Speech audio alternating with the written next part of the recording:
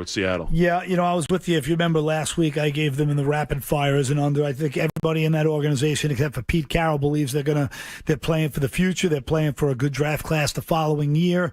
I'm surprised they haven't traded DK Metcalf or Tyler Lockett at this point, just to keep loading up on draft capital and try to build, the franchise from the top up. I think it's kind of interesting that Pete Carroll's going to stick around for a full rebuild at his age, but he's a very youthful man. He's got great energy, so we'll see there. We'll see if he has great energy at 1-7.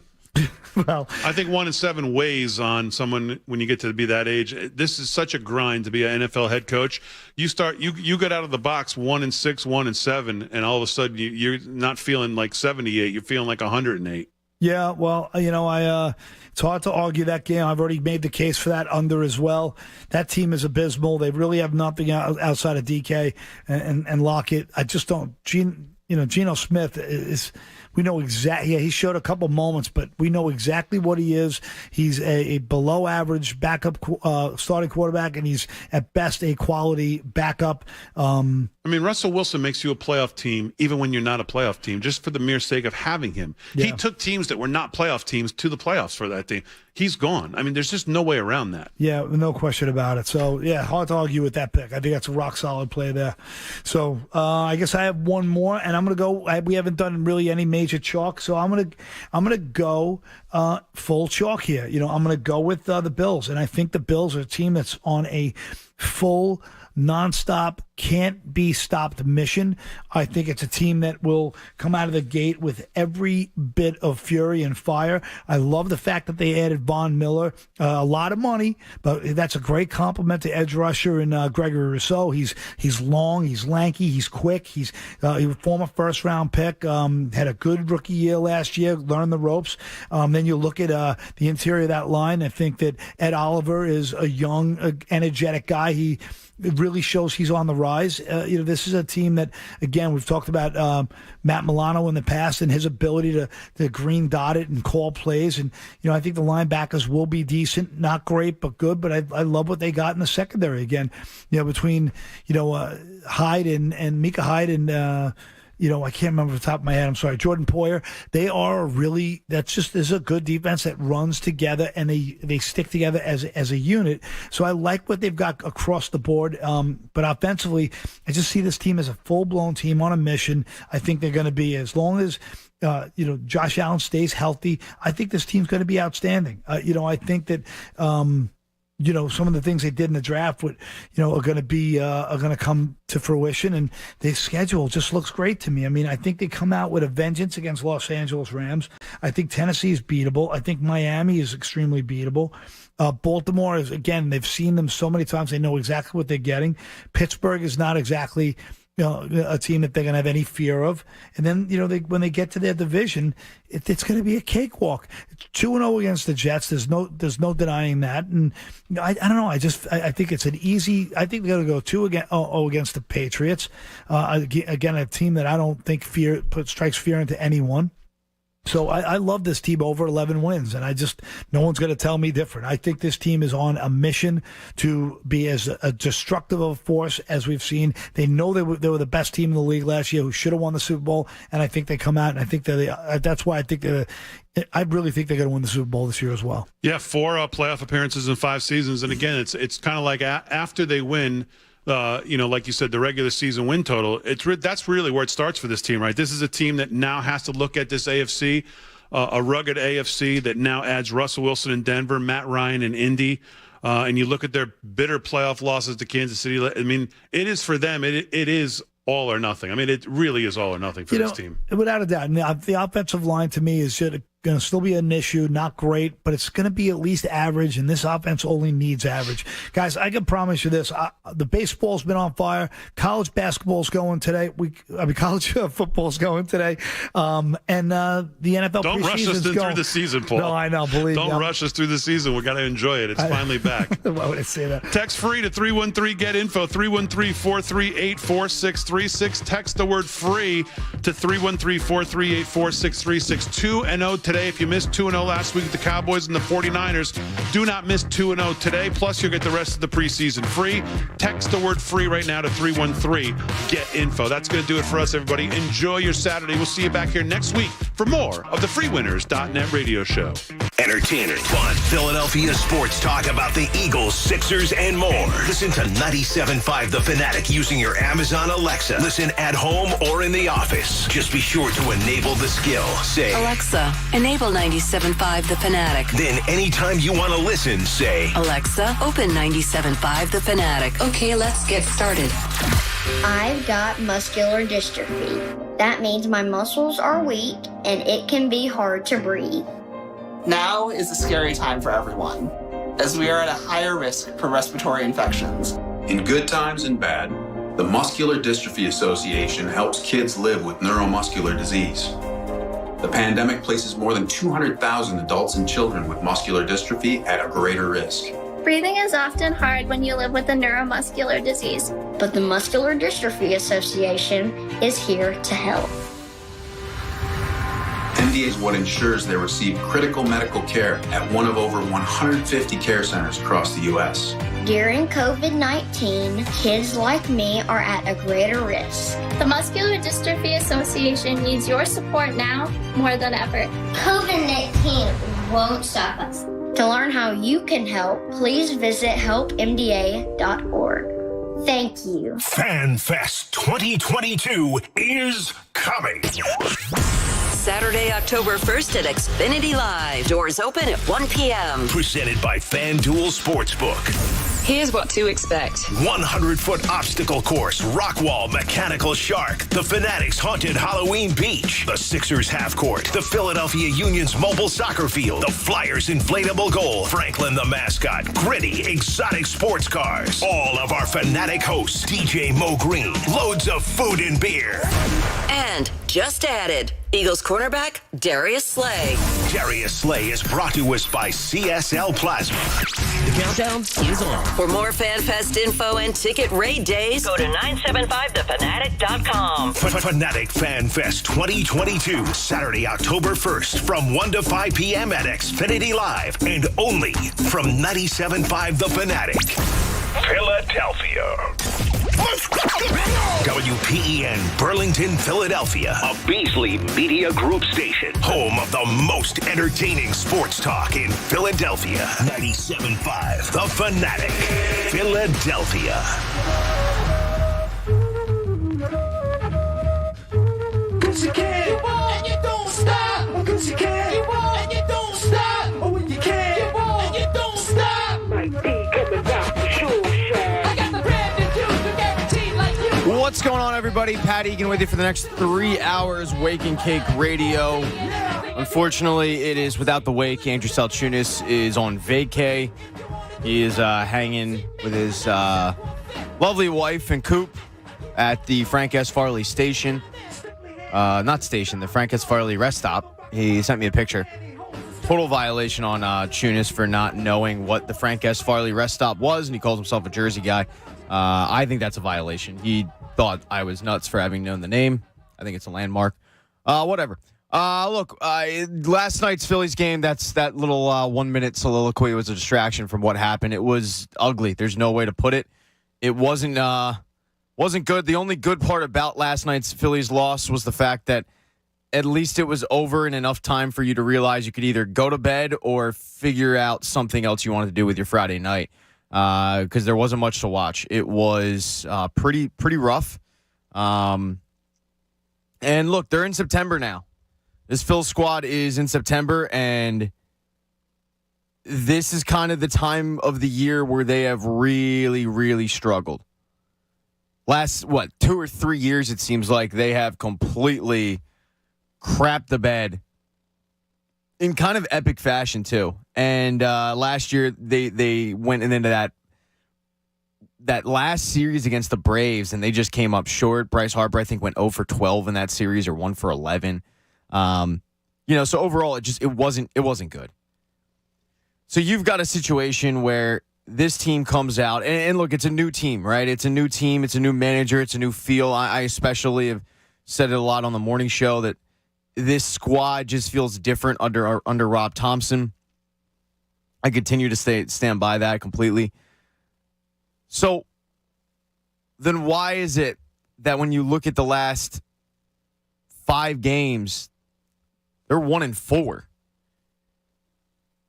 Now, you had the loss to the Pirates, but you won the series. You had the 2 losses to the Diamondbacks. You ended up avoiding getting swept by putting up 18 in that last game. And then last night's 13-1 drumming of the San Francisco Giants. I think Jock Peterson just hit another home run from the time that we started this show to now.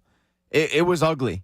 And you had a guy on the mound that I've had a lot of faith in this season, in Kyle Gibson, who just got rocked. There's no other way to put it, and it happens. But you've got some concerns going into the stretch run here. Zach Wheeler will not make his start when he was supposed to. Apparently, it's just a precaution, but still, it doesn't have me feeling a lot better. You've got the issues going on with the bullpen. There's a lot to be concerned about. So I ask you out there, are you concerned? And how concerned are you? Is this a situation where, oh my God, it's happening again? Or is this just a bad little stretch that they will get out of? This is one game in a one-game series, because when you really chalk it up, they won the Red Series, they won the Pirate Series, which they should. Probably should have won the Diamondback Series. That team is sneaky good all of a sudden, but still, it's a winnable series that you should have won. You lost, you chalk it up to a loss, whatever. It's no big deal. But you're already starting out this Giants series with a loss. You need to win the next 2. It doesn't have me feeling great about the upcoming stretch, but still, I think 95, 96 wins is still on the horizon. I think this team is good, but they definitely have some chinks in the armor right now. Yeah, and once again, you just look at the pitching. I mean, the Zach Wheeler injury is a concern. They can say precaution all they want. They could say, well, if he had to, he could pitch through it. And I think I saw a tweet from Matt Gelb, who said, if he needed to, he could pitch right now, but they might just have to have him pitch through it. That doesn't make me feel good at all. He might just have to pitch through it. He's going to have more rest, and yet he's going to have to possibly pitch through whatever this is. He's having another MRI on the forearm. That doesn't make me feel good. On top of it, he hasn't looked good the past couple starts, which, probably the reason why he's on the IL. And then you look at the other team's ace, and Aaron Nola, who has September Nola issues, and whose last game that he pitched, albeit in August, was late August, he got rocked. So then you've got your number 3 going today, and Noah Syndergaard, number 4. But he's at this point a 4 ERA pitcher. I mean, your best pitcher right now, you could make the case, is Ranger Suarez, and he didn't look good his last game. I mean, the Phillies starters are on a stretch right now of just not getting the job done. And then you've got their ace, who is on the IL. You've got Bailey Falter, who you can make a case, along with Ranger Suarez, might be their best pitcher right now, as scary as that is to say. And I'm a Bailey Falter guy. I think he's going to be a serviceable number 4, number 5 starter next season. But that I don't think if you were to go into September and say, okay, you've got a rotation of Wheeler, Nola, Syndergaard, Suarez, Gibson. All right, one of those guys is going to be injured. It's Wheeler. He's on the IL. Hopefully nothing serious. We'll put Bailey Falter in there. I don't know how many people were to jump up and say, all right, Bailey Falter, that's it. That's our consistent guy, because he kind of has been at this point.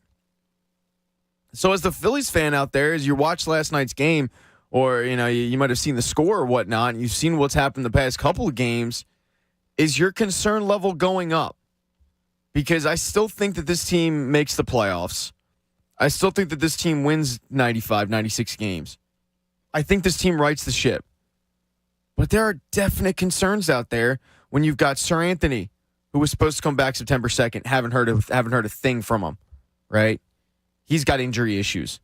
His whole career has basically been walking on eggshells. You've got Zach Wheeler with this issue now. I don't feel great.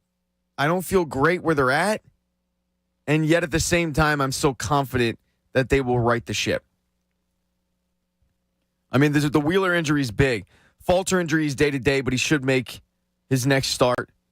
You're not getting Eflin back, I don't think, for the rest of the season. I just don't. And I think he's probably thrown his last pitch as a Philadelphia Philly. But the big issue, the big injuries that you have are Corey Knebel and Sir Anthony. Because when Bryce Harper was out, the three things that really carried this Philly squad were the young players, Bryson Stotts, Alec Boehm. Those guys have really carried the team, stepped up in a big way. The starting pitching, and then the bullpen. The bullpen was a pleasant surprise. But one of the reasons why your bullpen was so good was really because of three players. You had Knebel, you had Dominguez, and you had Brad Hand. Right now, as you look at it, they just have Brad Hand. Now, they trade for David Robertson, and thank God they did. But after David Robertson and Brad Hand, who's that seventh inning guy? Is it Bellotti? Because I don't feel all that confident in Bellotti. Coonrod? Alvarado, he's been better since he's come up, but all of a sudden you're seeing the Phillies kind of fray a little bit. And it's a little bit concerning.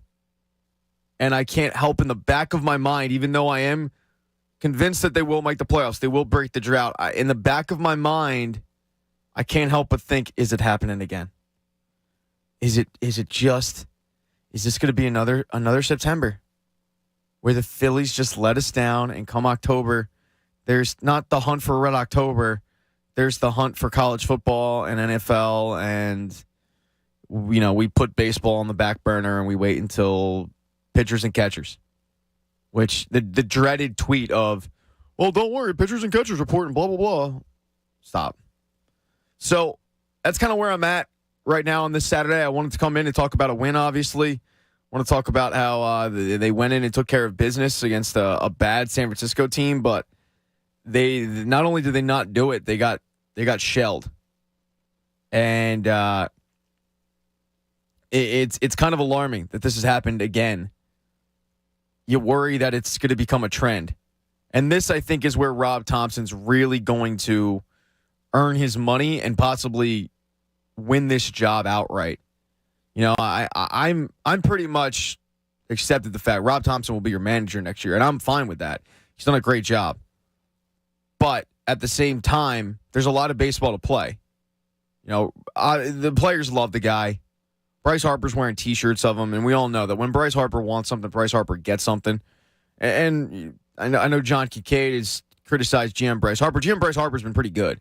He's had, one snafu, and that's been the Brad Kinsler move. And other than that, when GM Bryce Harper is wanted a player, talked the player up, it's pretty much panned out. The only time I could think of that didn't work was Brad Kinsler, as I just said, and then Spencer Howard. He was a big proponent of Spencer Howard. That clearly did not pan out.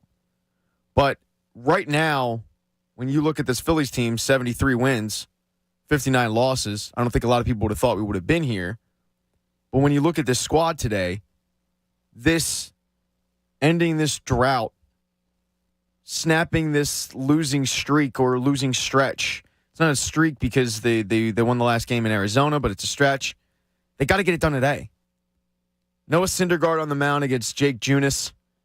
Junis is very similar pitchers. Junis has a lot of spin rate on his breaking balls, so I would take the over in strikeouts. But you have to hammer this team today because the San Francisco Giants are not a good squad, and you cannot afford to go into Arizona, to go into San Francisco, and drop back-to-back series.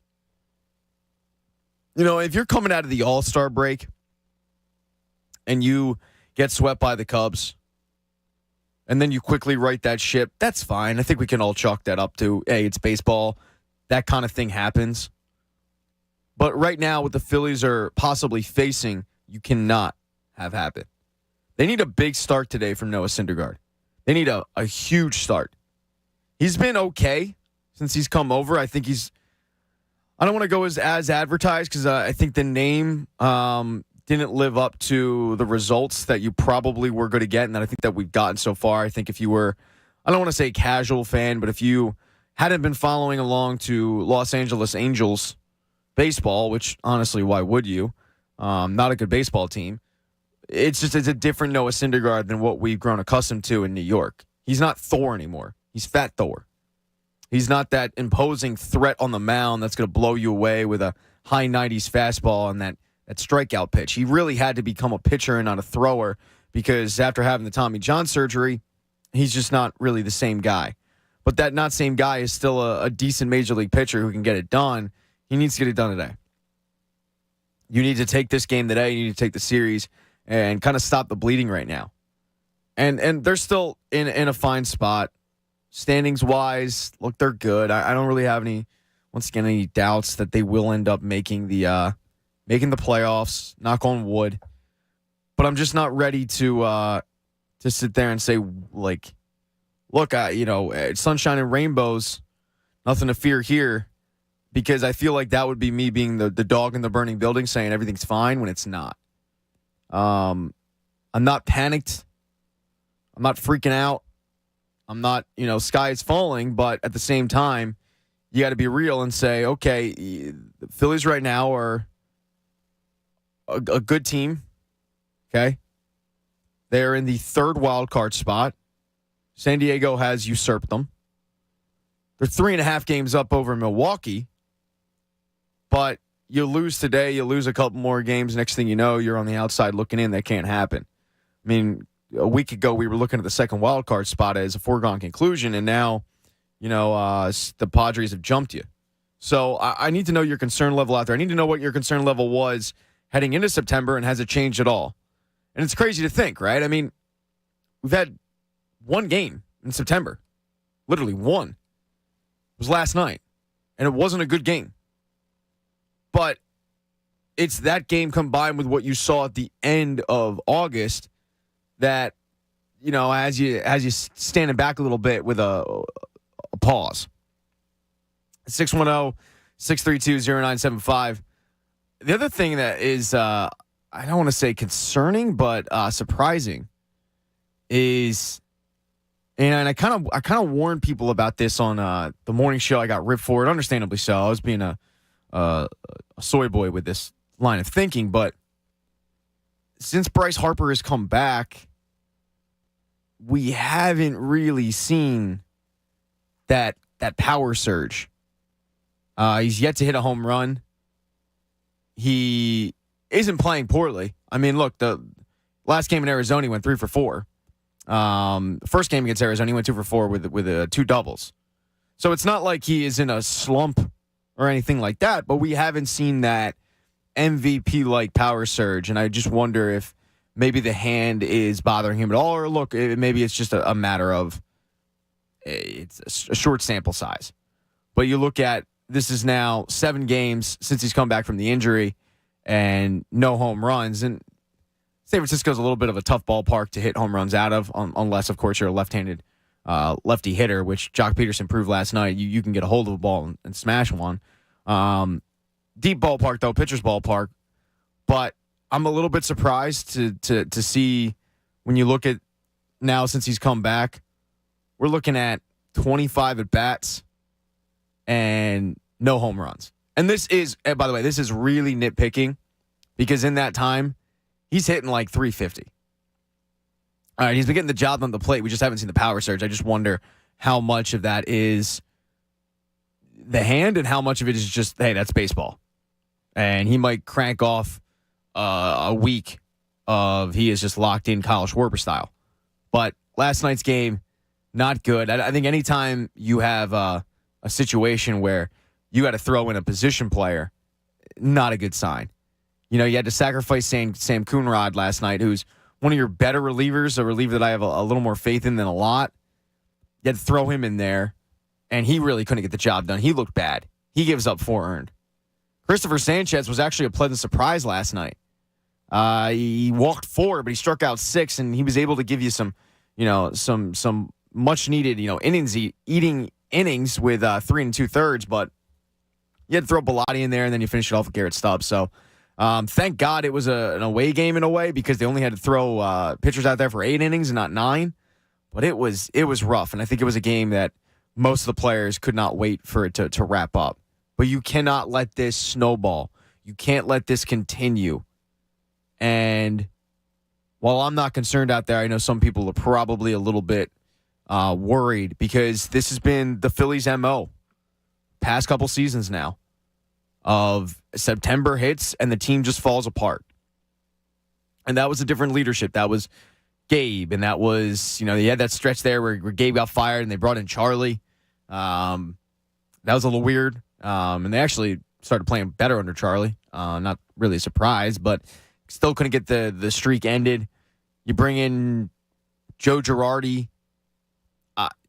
Look, after seeing what happened this past year, it's not a real big surprise that he couldn't motivate the squad in September. I do think, though, this is just a different team, a different mindset, a different leadership. But with that said, back of my mind, there's that fear, There's that little bit of fear. That's that insecurity, if you will, that's creeping in. David, and then, by the way, you can join us on YouTube also. Dylan McKinnon, who does a great job, D-Train, Choo-Choo, when you call him up, just yell all. Dylan is God. I'm sorry, what? You have your own drop now? Dylan is God. What was that in reference? I need to know why Tyrone does a great job with the best show ever. Why is he saying that you are God?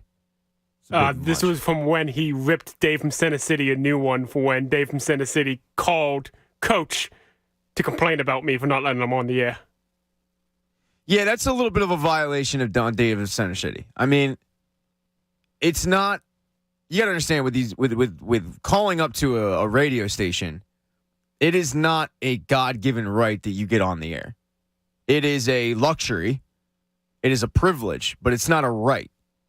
And I think some callers who are P1s or regulars, the guys you hear a lot, they go from thinking that it is a luxury and a privilege to assuming that it is a right. I'm going to call up and I'm going to immediately get on. They're going to recognize my voice, and I don't really even need to give a good sports point. And Dave's a pretty good caller, but sometimes he goes off the rails.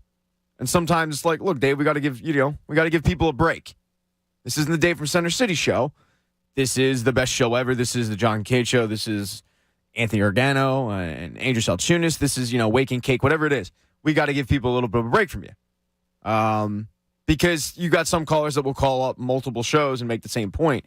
And Dylan, you do a great job. It's call screening and whatnot. And that's the thing. It's screening. It's keeping out bad callers. And I'm not saying Dave is, but for him to get shut out and not go, okay, I understand that, which is the way you should handle it. Okay, no problem. I'll try back tomorrow. I'll try back the next day. For him to call up Coach and act like he owns the radio station, Dave, I got to tell you, that's a violation. That's horrible. You can't do that, especially with the D-Train. You might pull that crap on, I don't know, Mike Vito. All right? You want to pull that on Haley. You want to pull that on Matt Menard. You don't pull that on the D-Train. Dylan is God. You've been chugging, chewing around here way too long. And the fact is, D-Train, Dave from Center City called up. You demanded to see his ticket. He didn't have one. Kicked him off the train. That's what you're supposed to do. You're not supposed to sit here and go, okay, well, have a seat, have a free ride. No. I respect that. But thank you for the backstory of Dylan is God. I probably would have grabbed that too and thrown it in the system if I was a producer and someone said that. No one's ever said that about me. Couple of YouTube comments. So David Poleron says that Bryce probably should have gotten the elbow surgery. I don't know if I'm there yet. I am interested to see what the severity is of that elbow injury. I think it's just assumed that, oh my God, he's going to get Tommy John surgery. Maybe I'm being Billy Mumphrey, cockeyed optimist here. I don't think it's a foregone conclusion that he gets the elbow surgery. Or I should say Tommy John surgery.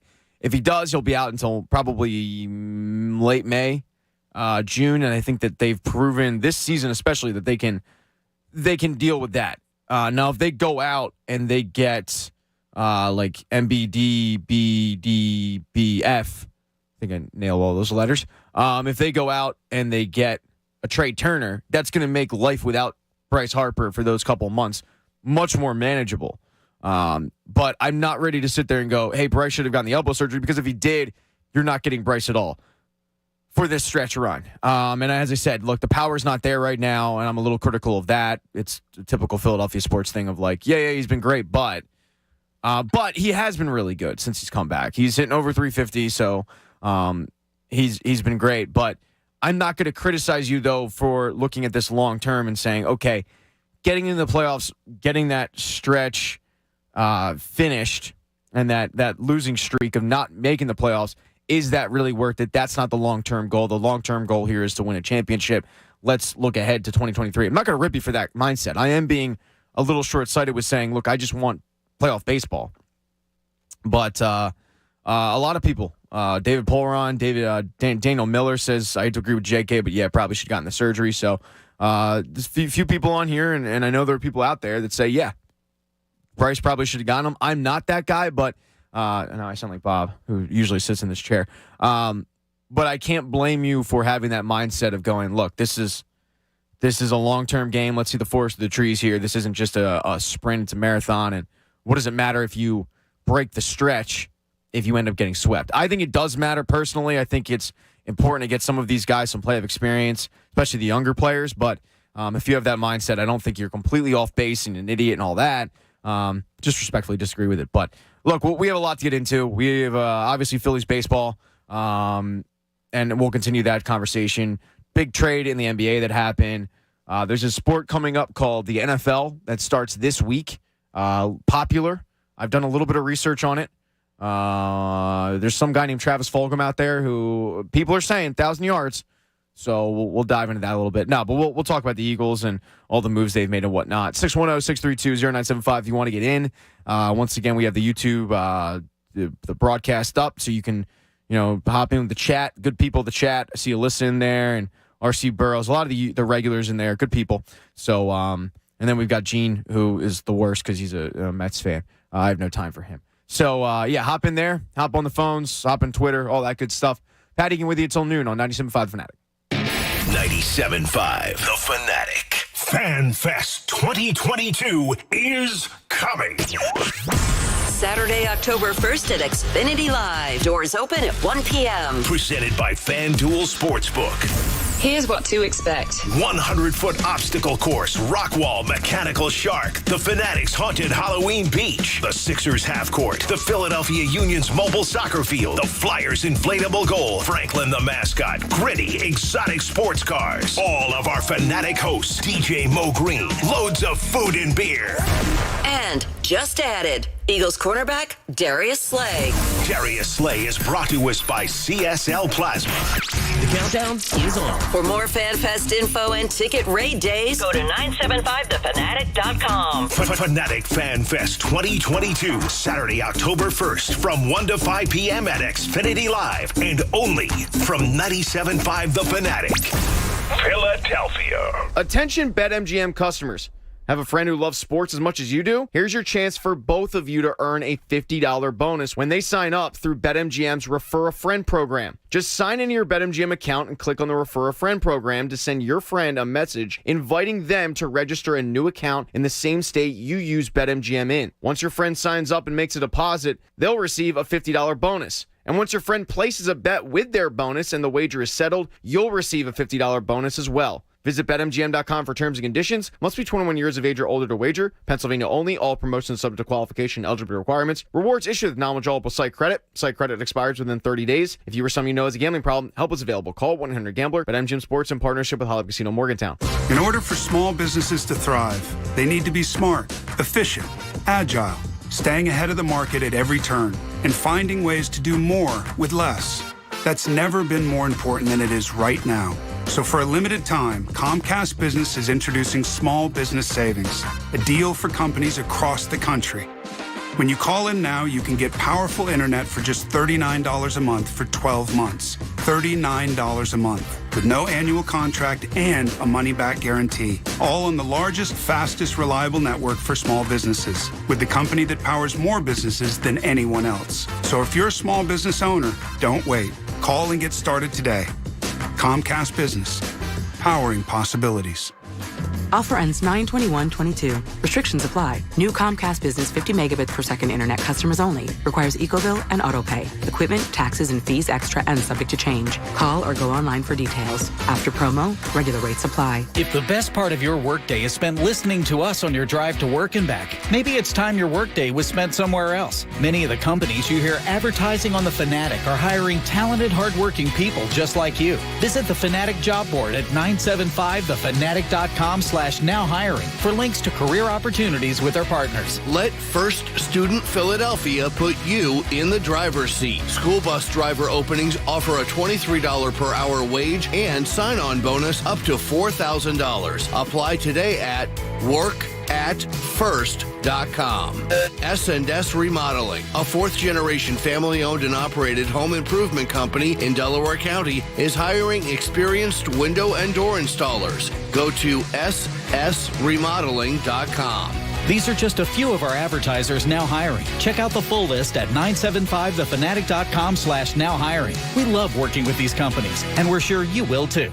Hey guys, it's Andrew. FanDuel, in partnership with Valley Forge, wants you to get ready for college football. This week, new customers get $150 in free bets for week 1. Just place a $5 bet and get $150 in free bets, win or lose. Bet college football any way you like it. I know they're dogs, but I want to see what Stan Drayton and my Temple Owls do. So take a look at them, and of course, you can never go wrong with teams like Bama and Georgia. New to FanDuel, the app is easy to use. They're always hooking you up with great odds, and they pay fast. So see why FanDuel is America's #1 sportsbook by just downloading the FanDuel app today and sign up with promo code Fanatic. Place a $5 bet to get $150 in free bets. College football, it's back, baby. That's promo code Fanatic. 21 plus and present in PA. First online real money wager only. $10 first deposit required. Bonus issued as non-withdrawable free bets that expire 14 days after receipt. Restrictions apply. See terms at sportsbook.fanduel.com. Gambling problem? Call 1-800-GAMBLER.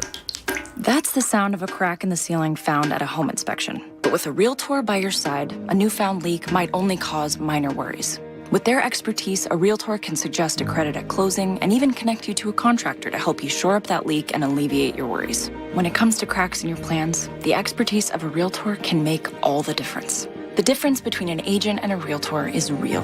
Realtors are members of the National Association of Realtors. That's who we are. I had a nighttime routine for my frequent heartburn. I would drink milk, I would sleep upright with more pillows, but that painful burning stayed. So I made Prilosec OTC part of my morning routine. With just one pill in the morning, Prilosec OTC prevents excess acid production, blocking heartburn day and night. Now I have a new nighttime routine. I call it sleeping. One pill, 24 hours, zero heartburn. With Prilosec OTC. It's possible while taking Prilosec OTC. Use as directed for 14 days to treat frequent heartburn, not for immediate relief. Hey, thanks for coming over, Jake from State Farm. Couldn't say no, Pablo. I love me some vinyl. Well, my budget doesn't. Calling time on my vinyl collecting. Whoa! Don't give up what you love. State Farm has options like insuring your home and ride with great rates on both. Ooh, that's music to my ears. All right, spin that vinyl. For surprisingly great rates, like a good neighbor, State Farm is there. Call or go to statefarm.com for a quote today. My heart was racing just making spaghetti. I could have waited to tell my doctor, but I didn't wait. I was short of breath just reading a book. I could have delayed telling my doctor, but I didn't wait. They told their doctors and found out they have atrial fibrillation, a condition which makes it about 5 times more likely to have a stroke. If you have one or more of these symptoms, irregular heartbeat, heart racing, chest pain, shortness of breath, fatigue, or lightheadedness, this is no time to wait. Contact your doctor. Brought to you by Bristol-Myers Squibb and Pfizer. Men, do you feel sluggish? It could be the summer heat, or you very well may have low testosterone. This is Dr. Avidan Appel, founder of Iron Mountain Men's Health. Low T causes many issues. Reduced libido, low energy, bad sleep patterns, problems with muscle gain, and more. At Iron Mountain Men's Health, we've treated thousands of men for low T. Make your appointment today and see if testosterone therapy can change your life. You will see positive results in just a few weeks. Visit us at ironmountainmenshealth.com. Iron Mountain Men's Health, the leader in men's sexual health. Is sports betting about to become way more fun? You bet. Because the BetParx app has a brand new sports book. Live bets and parlays? You bet.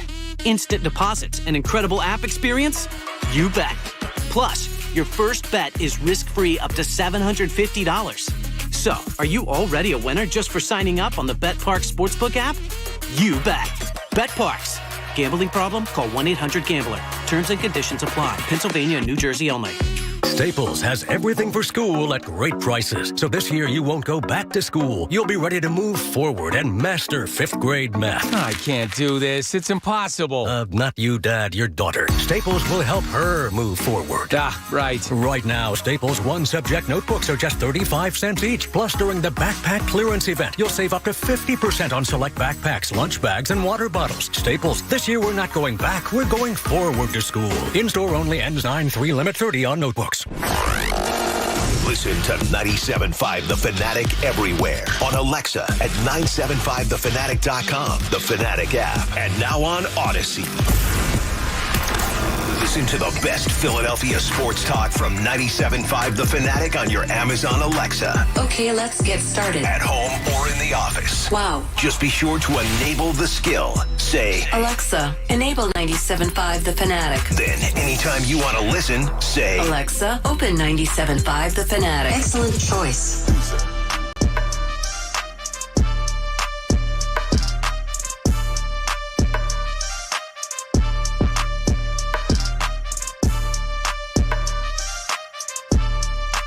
Yellow.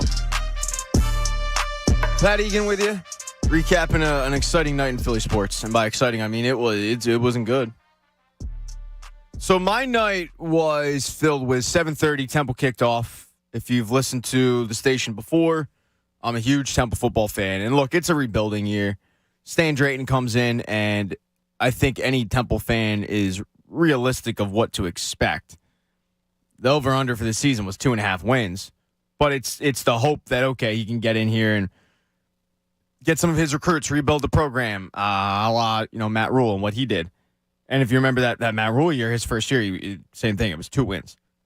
And they lost to an FCS team in Fordham. So I'm excited. I'm not expecting a win, but I'm just excited to see the product. 30-0 loss. That was rough. So at that point, yeah, it wasn't good. So at that point, it's look, the game was kind of over in the first quarter, but I said, okay, let me turn on the Phillies. And then that game's over in the first inning. All right, it wasn't the first inning that it was over. They were only down 4 in the first inning. I actually hopped on my BetMGM app and bet the Phillies. I wish I could have that one back. But it was over pretty shortly after that because Kyle Gibson did not have it. Sam Coonrod came in, and he didn't have it either. So then at that point, it's like 11 o'clock, and I'm like, I got nothing to do. I shockingly, no one's texting me to hang out. So I started watching the All or Nothing series on Amazon. And if you have Amazon Prime, it's a really good series. I'm not the biggest soccer fan, all right? I'm not as dialed into that sport as others. Slowly getting around to it and enjoying it, but I'm not this like EPL head. I don't know all the players and whatnot. So a show like this is really good for a guy like me because I don't know any of these backstories. I don't know any of these storylines. I really don't know any of these players. And their most recent season, they covered Arsenal, which if I was picking an EPL team just based on name and logo, I'd probably pick Arsenal. If I wanted to act like a 7-year-old child and just go on colors and team name, Arsenal would be it. Like, that's a badass team name. But I started watching the program. Very good. It's a young squad and young coach and all that, and then they're kind of rebuilding. But it got me thinking, man, like it would be awesome if Amazon or a streaming service did that with the Union. I even tweeted it out. I think it would be awesome for the MLS and for Philadelphia if they had like an all or nothing with the Philly Union, especially after what happened last year with that team getting screwed over with the league and the COVID restrictions and not rescheduling the game and basically forcing me and Dylan to play right back and midfielder. So I think it would be a really cool idea for them to try that out. Don't know if it's ever going to happen, but if Jim Curtin, if you're listening, if anyone from the Union's listening, get on that, start pitching that because it would be it would bring a lot of eyeballs to MLS, but it will also bring some good optics to the team. And we've been lucky to have Jim Curtin on the morning show. I think we can consider him at this point a friend, but I think that would be awesome to have a docuseries go into the local team here, the Philadelphia Union, who have a game tonight. And they don't do that a lot, and I understand why. Like pro teams are reluctant to give all access to cameras, behind-the-scenes looks, even though they usually have the ability to edit a lot of this and keep some stuff out. And there are some really good ones out there. I'm not just talking Hard Knocks. Hard Knocks has gotten completely watered down and kind of boring at this point. I think I watched the first episode of the Lions one, and then I was out. What hurts Hard Knocks is the fact that it's rarely good teams. It's rarely teams that you actually can contend. It's always the bad teams out there that you don't really care about. But the All or Nothing, they did a one with the Toronto Maple Leafs that was really, really good. And I think it's compelling television, whether you like the sport or not, just to see how an organization is run and the front office and the players and the camaraderie and how they deal with things. And but the NBA hasn't done one yet. They haven't done this backstory, and it's the only league that hasn't. Because as I just said, the NHL did the All or Nothing with the Maple Leafs, and I don't think any other team's ever going to do it again, unfortunately. But it's just interesting to see the how GMs handle the trade deadline and whatnot. Then you had, obviously, the NFL. They do Hard Knocks. They do the in-game Hard Knocks. They did the All or Nothing as well. And if the number one league in the world can do it, why can't the NBA do it? MLB did do it. They did it probably over a decade ago with the Miami Marlins at the time. They only did it 1 year, but it was a really interesting look into how an MLB team, albeit the Marlins, is run and how Ozzie Guillen was handling, at the time he was the manager, how he was handling all these free agents and whatnot. The NBA needs to get on this, though. And I just think it's arrogance. I think they just go, well, we don't really need it. And in a way, I go, well, they probably don't. It's arguably the second most popular sport in the country, behind baseball and hockey and soccer. In front of baseball, hockey, and soccer. It's not really close. I think the NBA or the NFL is 1, NBA is 2, and then it's like a little bit of a distance, and then you got baseball, hockey, and soccer there. But still, as I just said, if the NFL's doing it, if it's good enough for them, I would love a behind-the-scenes access look into a season with even like the Bobcats, who aren't a team anymore. So I'm really just showing my lack of knowledge of the NBA. I don't know why the Bobcats came to mind. I've had the Charlotte Hornets on my head, and then for whatever reason, and maybe it's lack of sleep, but at 9:39, I go Bobcats, who haven't been a team in, 10 years now. They're a team. They just changed the name. Dylan, grab that for Stan Pat. That's horrible. That's a horrible job by me. So I'll just scrap any NBA talk I was going to discuss today, because at this point, it's pretty obvious that if you have a toddler in the car, they know more than me. All right, that's my soapbox for talking about compelling television that you can watch when your college football team is getting shut out for the first time since 2007, and your professional baseball team is losing by 13 runs on a Friday night. Nothing more exciting in Philadelphia than that. Look, one thing that there is time to look forward to is football is on the horizon. Eagles kick off in 8 days, and I think there's a lot of hope. For good reason. You've seen all the moves that Howie Roseman's made. They have the 2 first-round picks. They top to bottom, and we've talked about the roster ad nauseum, but top to bottom, they don't have a ton of holes. Really, when you look at their roster, it's the depth pieces. It's not the starters so much. It's really the depth. You go, okay, well, offensive line solidified. Running back, good. Tight end, good. The depth could be better, but still the starter, good. Wide receiver. And the list goes on. Really, when you look at it, it's like Marcus Epps is the big question. The biggest question, obviously, is Jalen Hurts. That's the elephant in the room that you can't ignore, and everybody knows it. And I'm not going to talk about it. I'm not going to do will Jalen Hurts be the guy? 610, 632. I have my doubts, but I hope to be proven wrong. But the job that Howie Roseman has done to really transform this team, and in a matter of about 17 months, go from a guy like me who wanted him out to now being appreciative of him. I just didn't expect this. The roster's now set. We know who it is. They pulled off the trade for C.J. Gardner-Johnson. They basically stole him from the Saints. And shout out to the Saints safety who got arrested about 2 days later, who probably would have prohibited this trade from going down had he done some wild stuff in the streets. And gotten arrested before the trade. I don't know if they're making that move, but the Eagles steal C.J. Gardner-Johnson. They trade Jalen Reagor. They right that wrong. The only criticism I really have is they didn't trade Andre Dillard, and even that you go, okay, well, they need the depth, because if if Jordan Mailata goes down, then what are they going to do? I understand it. I just think the value, if you could have gotten if you get a conditional fourth round pick for Jalen Reagor, I think you probably could have gotten a conditional third for Andre Dillard, who plays arguably the second most important position in football behind quarterback. I mean, it's quarterback, and then there's the guy that's protecting the quarterback on his blind side. So, I mean, the Dallas Cowboys, for Christ's sake, are ready to sign, 97-year-old Jason Peters, and the fan base in Dallas, which is comical. They're convinced that this is like a major upgrade. I can tell you right now, I can't wait to face Jason Peters and cook his ass. So, looking at the holes that they have on this team, I mean, there's not a lot of things I can complain about because they're pretty much all depth moves. They're all depth holes. And it's really amazing the job that Howie Roseman has done in 16 months' time to completely change the minds of the majority of the fan base. Because I know I wasn't alone. I know a lot of people out there were like me.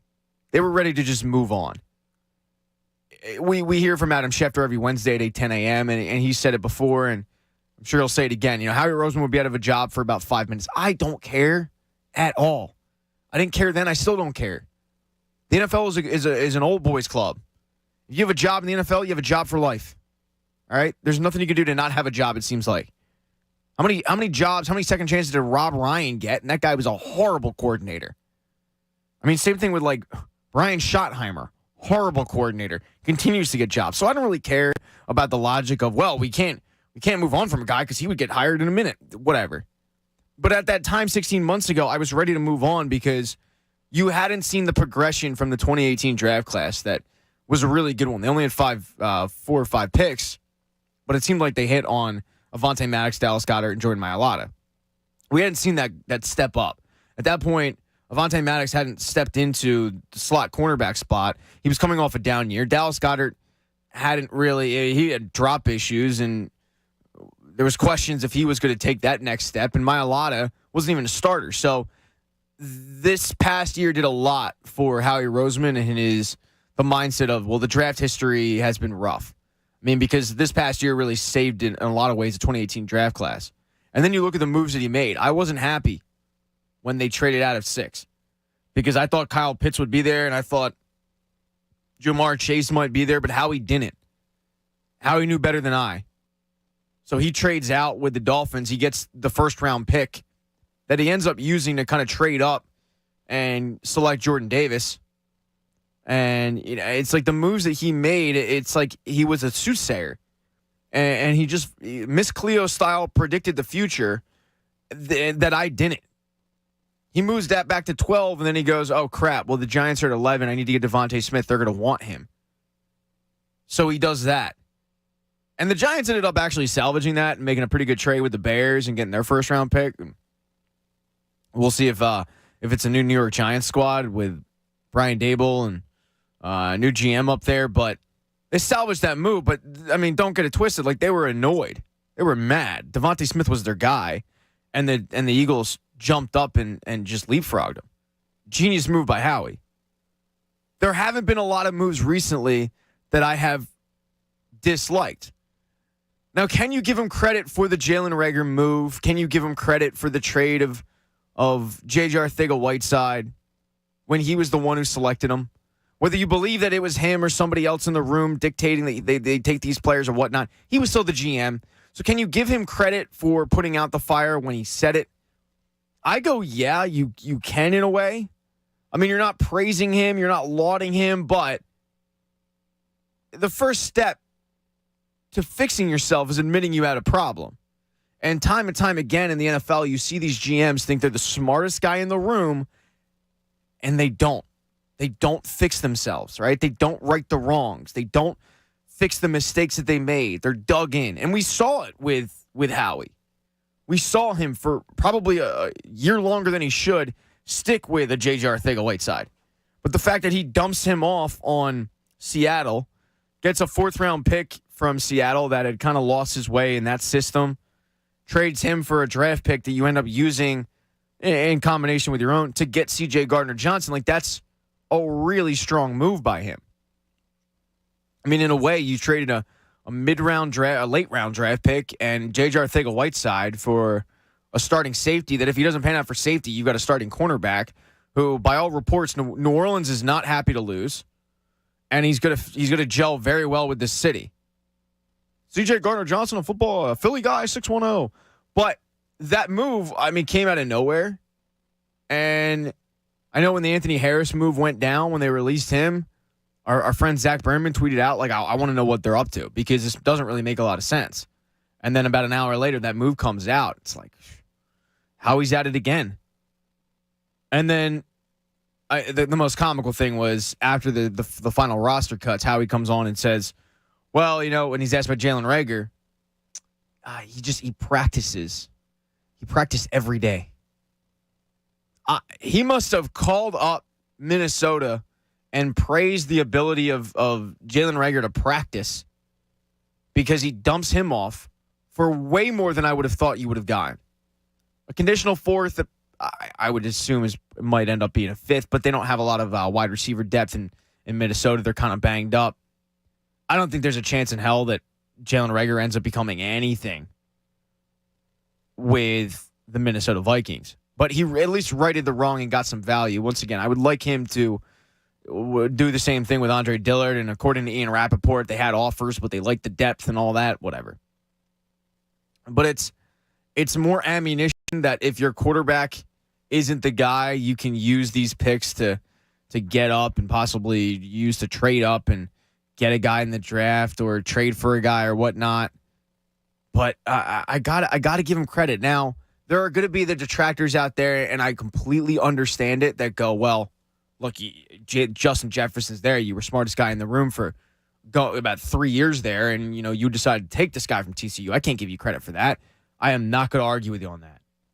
When the name Jalen Reagor got mentioned on draft day, he was like an afterthought because everyone knew the Eagles needed a wide receiver, and it was like you named top three guys. You had CeeDee Lamb. You had Justin Jefferson. Brandon Ayuk was a name that got bandied about.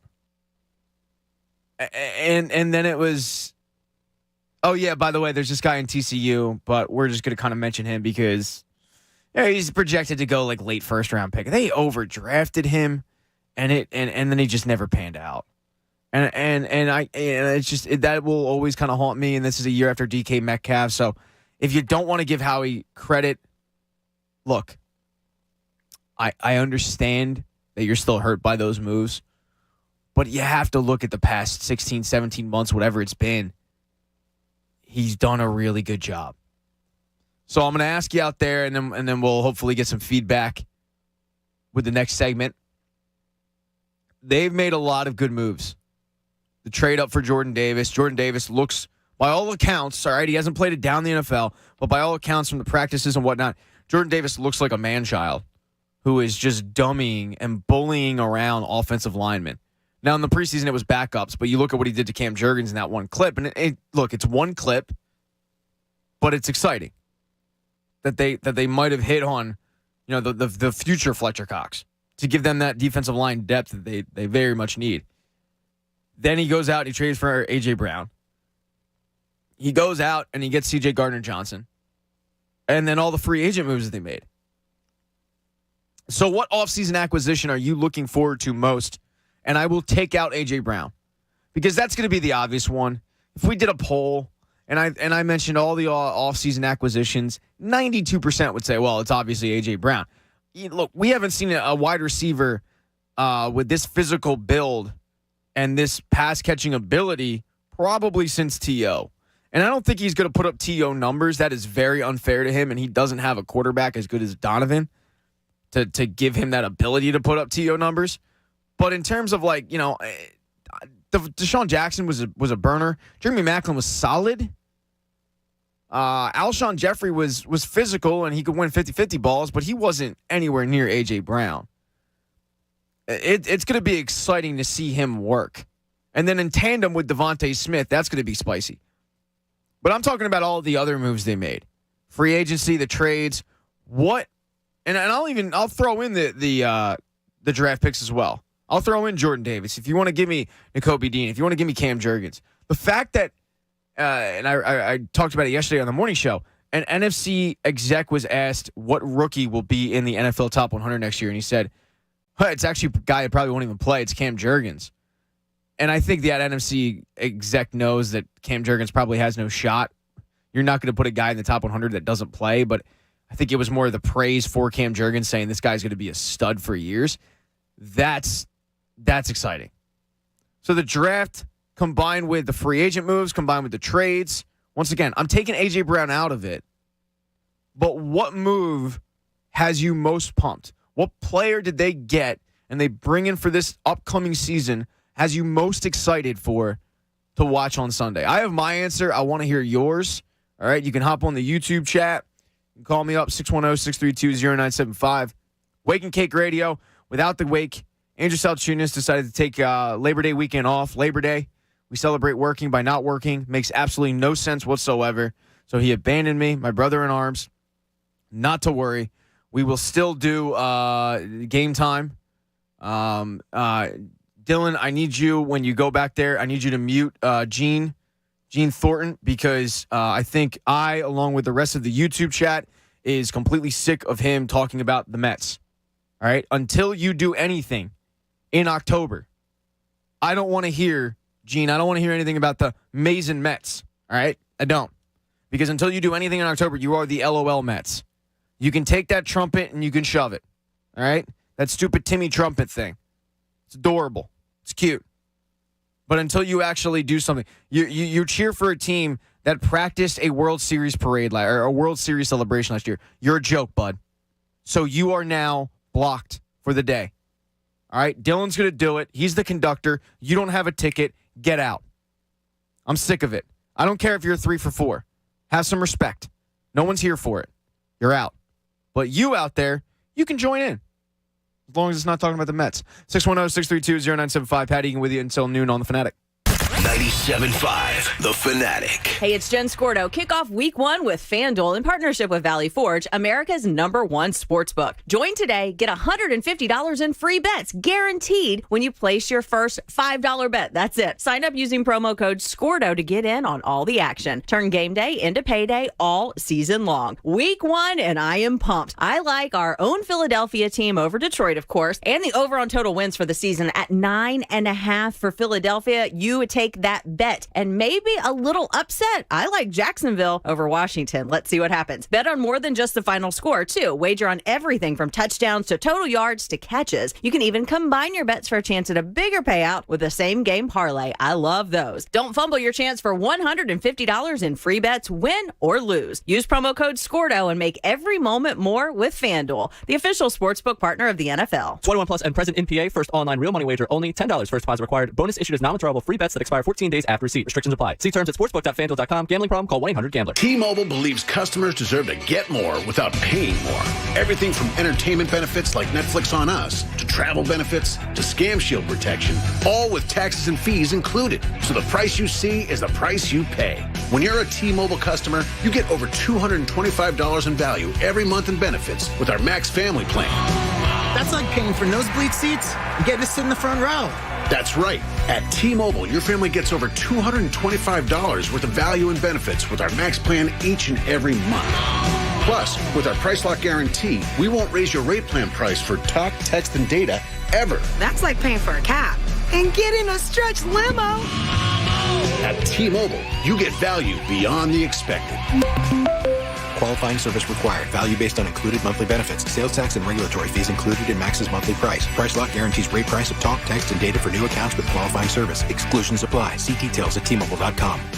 Texting enrolls you into recurring automated text messages. Consent not required to purchase. Message and data rates may apply. Hey, Dan, how you doing? Haven't seen you around the gym for a while. Yeah, I've really fallen off. Since I turned 40, I just don't get the results I used to get. Could be lower testosterone. Lower T? Yeah, I went through it a while back. Once you hit 40, your body has less free testosterone. I got Nugenix Total T, and it's made a huge difference for me. I've seen that on TV. Is it for real? Oh, yeah. The patented key ingredient is something called Testofen, which helps boost free and total testosterone levels to help you trim up and stay lean. And it's made made a difference for you? Man, I feel like I'm in my 20s again. At work, in the gym, and in the bedroom. Are they still giving out complimentary bottles for people to try it for themselves? Yeah, you just need to send them a text. Text BREAK to 321-321 right now for your complimentary bottle of Nugenix Total T, the #1 selling testosterone booster at GNC. Plus, text now and we'll include a bottle of Nugenix Thermo, our most powerful fat incinerator ever, to help you get back into shape fast, absolutely free. Text BREAK to 321-321. That's BREAK to 321-321. Well, folks, the wait is almost over. A new football season is about to begin.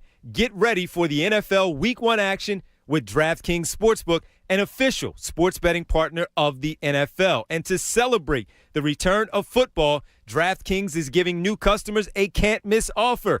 Bet just $5 on any football game and get $200 in free bets instantly. You want more action? Well, let me tell you. For opening night, huh? Yeah, okay, cool. I got you. Everyone can experience the thrill of DraftKings early win promotion. Get up 7. You win. What do you mean? Well, bet on any NFL team of your choice. And if your team leads by 7 points at any point during the game, you get paid instantly, even if your team loses. How about Philadelphia traveling to Detroit week number 1? I feel good about it. I think they'll be up by 7 at some point.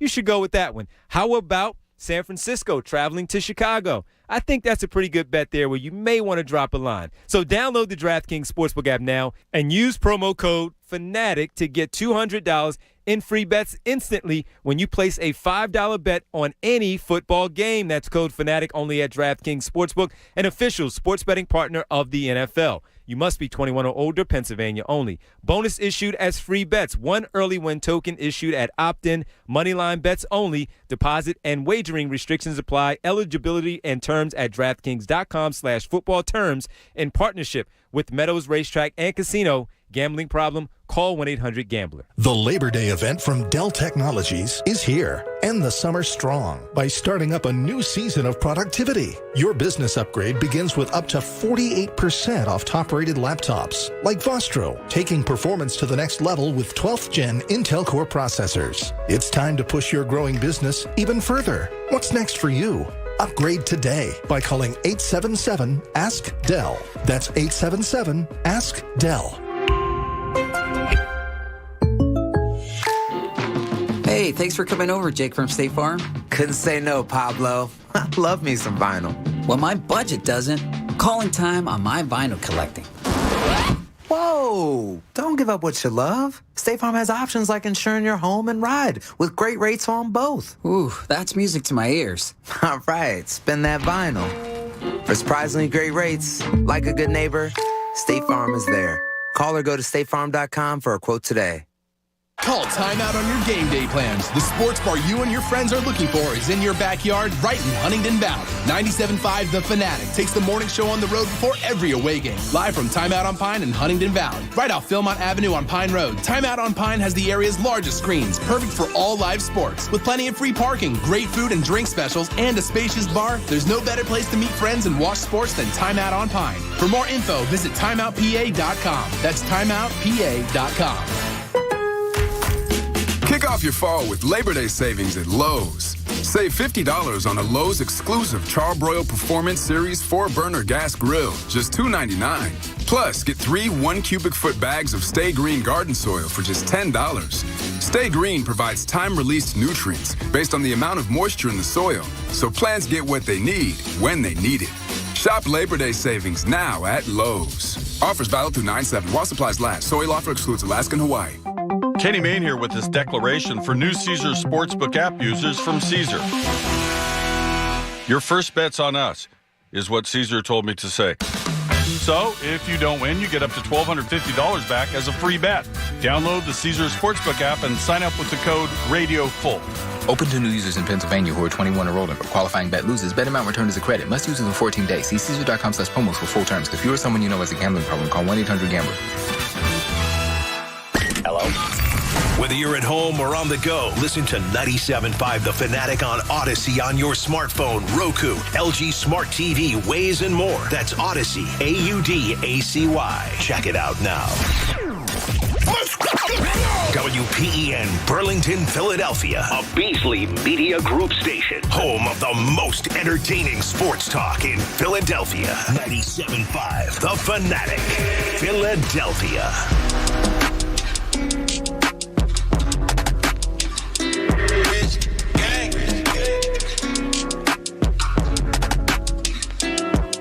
All right, now that Gene's gone on the YouTube chat, he's out of there.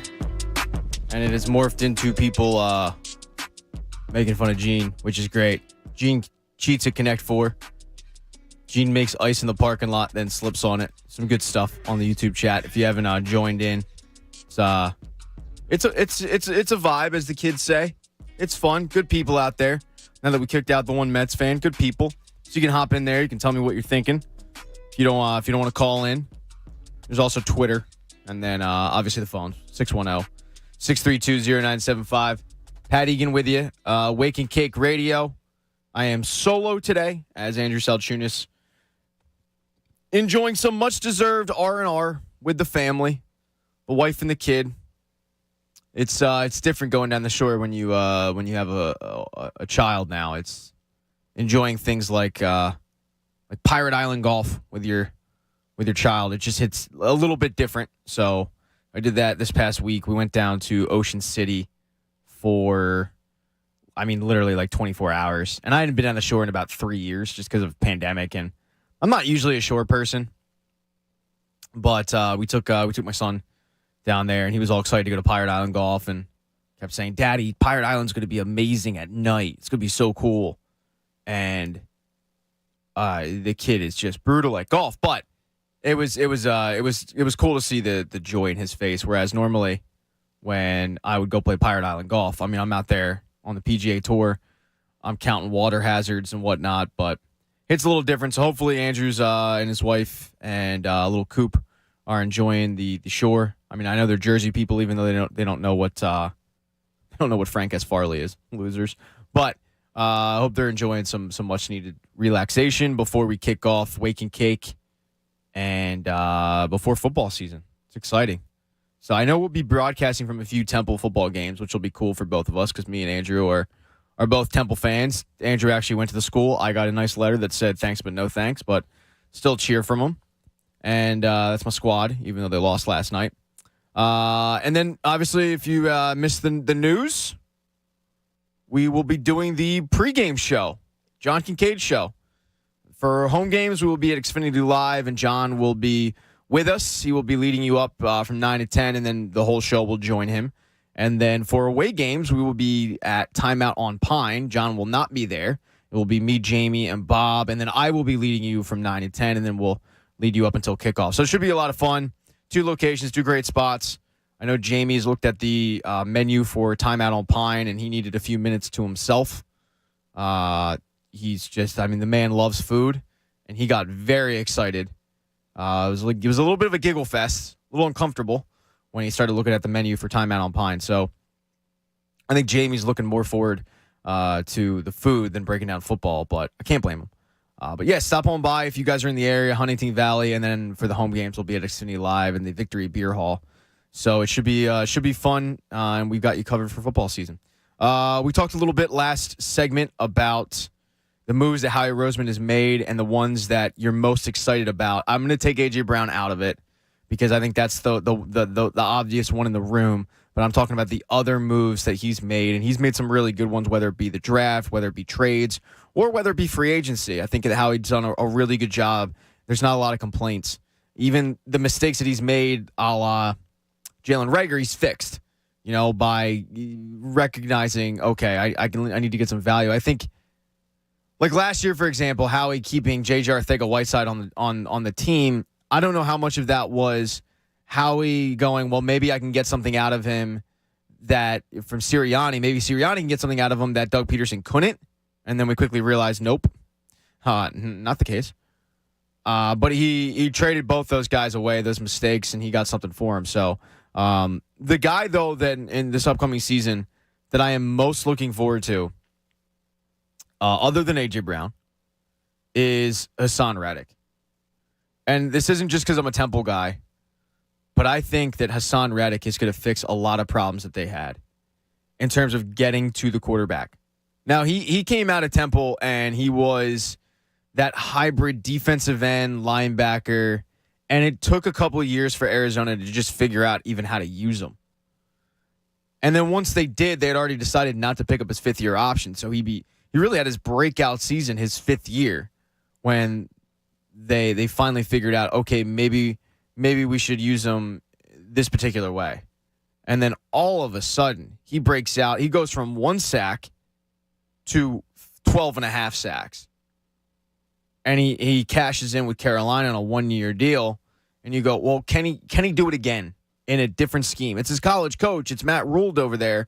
If anyone knows how to use him, it'll be Matt. Well, he does it again. He gets 11 sacks. So now you have a guy who is going to be 28 years old and has done it with 2 different teams, 2 different schemes. You've seen him, and now I think more importantly, Jonathan Gannon knows how to use him, because all you have to do is watch what Arizona did, what Carolina did, and that's a carbon copy of success for Hassan Reddick. But getting to the quarterback, I think, is going to be an issue for them, because you just look at their defensive end depth, and it's not a lot. You know, they had to bring Derek Barnett back, and granted, it's not a large deal. It's kind of a prove-it deal for Derek Barnett. If he ends up finally becoming what they thought he was going to be when they drafted him 14th overall, then great. You know, it looks like a phenomenal deal. But they had to bring him back because they just don't have anything else. If there's we talked about the holes on depth with this team, and defensive end is definitely one of them. Well, how do you mitigate that? You go out and you get a linebacker and get to the quarterback, and Hassan Reddick can do that. I am so pumped for Hassan Reddick. I'm actually pumped for Hassan Reddick, and I'm pumped for another guy that they signed, Kazir White. Kazir White looks like the real deal. Look, it was preseason, and it was all of, what was it, two series, if that. But I think this is the best linebacking core that they've had in quite some time. And I am very excited to see both these guys work together. The fact that Nakobe Dean is not penciled in as a starter, if this were a year ago, Nakobe Dean is your starting linebacker. And Nakobe Dean isn't your starting linebacker this year, and it's not because of a lack of talent, not because he looks bad, not because of anything, but the guys that are in front of him are just simply better. And that's something that we are not used to in Philadelphia. We're not used to the idea that a team has prioritized linebackers. But they did. Previous years, they would go out and they would get guys like Zach Brown. And we convince ourselves that Zach Brown, oh, no, they got something here. And, maybe we're doing that because you're white, but I know what I'm getting in Hassan Reddick. And I'm getting a guy that can get after the quarterback, and that's going to be very important for Jonathan Gannon and his scheme. Because with the cornerbacks that they have now, in James Bradbury, Darius Slay, Avonte Maddox in the slot, quarterback drops back, he's not going to have a lot of options to throw. And then, that's when the defensive ends and the defensive line and a guy like Hassan Reddick can get after him. Make it a little bit of a nightmare. You've got Dallas's offensive line, which still has some pretty good pieces, but then you've got your left tackle who, as I said earlier, they're ready to sign 97-year-old Jason Peters. That's how desperate they are. So I want to see Hassan Reddick move all over the field and just wreak havoc this season. And I'm very excited to see what he can do for this team. But what's yours out there? 610-632-0975. I want to know what your big offseason acquisition is that you're most excited to see. And I'm taking A.J. Brown off the board just because he's kind of an obvious choice. But that's going to be scary, too. I mean, I just talked about how this might be the best linebacking core we've had in quite some time. This truly might be the best wide receiving core. I mean, if all goes well, you could make the case. Because when T.O. came in, T.O. was a monster, sure. But other than that, it was like Todd Pinkston. Not great. Greg Lewis, not great. It was basically just a T.O. show. And he was that dominant where he could get open even though he was double covered. And he should have gotten 15 touchdowns that year if he doesn't get injured. Comes back in the Super Bowl and puts up 114 with a broken ankle. I mean, that's how talented that guy was. A.J. Brown is not that. I'm not going to compare him to a top 3 wide receiver in NFL history, but damn, he's the best I've seen in quite some time. So it's going to be exciting to see because Jalen Hurts finally has weapons to use. So for guys like me that have the doubts of Jalen Hurts, that are a Jalen Hurts detractor, that doesn't think he's the guy, well, he's going to have the opportunity to shut me up. That's for sure. And I hope he does. A.J. Brown acquisition was huge, and I don't think a lot of people saw it coming. That's the best part, I think, about Howie Roseman is, man, he really works in the shadows. He is a really good job of not going out there and getting the guy that is often talked about. I mean, most of the moves that he makes, the big moves, really do come out of nowhere. The Jay Ajayi move, like no one saw the Miami Dolphins trading Jay Ajayi because he was a 1,000-yard back for them. And then all of a sudden they trade Jay Ajayi because they were a rebuilding team. It made sense, but they stole him for a 5th-round pick. And then this A.J. Brown move came out of nowhere. We're looking at wide receivers that they could possibly draft. And then all of a sudden, they're not drafting a wide receiver. They're going to use that pick to trade for a bona fide wide receiver who's 25 years old and has a pedigree. Okay, that's exciting. By the way, who we've already seen put up monster numbers with a really good game manager in Ryan Tannehill. So this is a situation where A.J. Brown was putting up monster numbers with Aaron Rodgers or Drew and Tom Brady and Justin Herbert and Patrick Mahomes. I mean, he was putting up monster numbers with Ryan Tannehill in a scheme that's really built around their running back.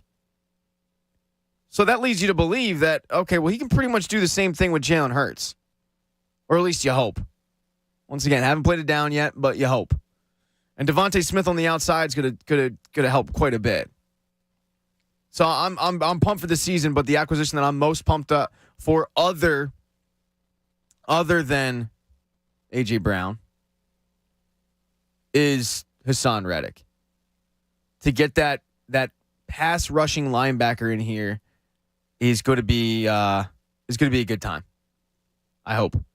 I think him coming home motivated. I think that's going to go a long way. Looking forward to it. We started off the show though talking about the Phillies. And if you want to get in on that disaster, by all means, we've got Noah Syndergaard going against Jake Junis today. I think it's a big game, must win, in the sense of just stopping the bleeding. And my guy Tasty Cake Dom wants to get in and talk a little Phils. Dom, what's going on, bud? Hey, Pat. Can I first, you said something last hour that made me think. I wanted to quickly tell you, like for me, the dynamic, because you said about guys that call frequently, my dynamic with you guys is, I start my day at work around 5:30 in the morning, and I'm done 3:34. I have your station on the entire day, and during the course of the day, one of you guys will say something. Say something stupid. Say something stupid. No, you'll say something that initiates a phone call. But I never think, boy, they better get me on or something like that. Absolutely. If you guys have got time to get to me, whatever the conversation piece was, like this, when you said that, I never once thought, and I listen to all of you guys religiously, I never thought, well, if I call, I better get on. If you have time to get to me, whatever I'm thinking, then I get a chance to speak. Like and that's right at the second. That's the right way to approach it. I mean, and we love Dave from Center City, and he's a good caller and all that. But I don't know if he was having a bad day or what. But when Dylan didn't put him on to call up the big possum, Coach Camille, and complain about it, it's like it's just that's a violation. You can't do that. First of all, I mean, to try to get somebody, that's a Karen move. Trying to get someone in trouble at work for not letting them on and talk 2 minutes about the date you had or whatnot. It's we appreciate all the people that want to interact with us, whether it be on the phones or on YouTube chat or Twitter. But I don't want to say know your role. I'm not The Rock, but in a way, it's for lack of a better term, this isn't a right. It's a privilege, and right. Absolutely, couldn't agree more.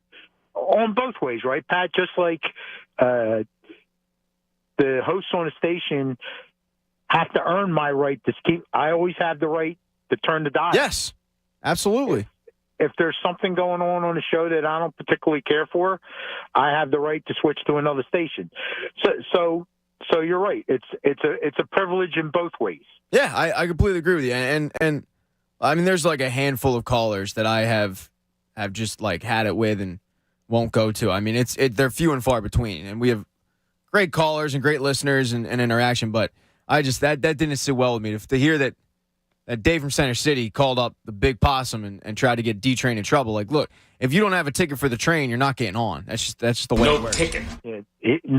No. I've talked to Dylan 8 million times, and there's no polite, more gentlemanly, terrific guy than Dylan. All right. I know enough of the Dylan love fest here. All right? He's not that great. What do you got on the Phils? I'm not. Love you, Dylan. People, like out here today, Pat, people are freaking out. I'm not freaking out.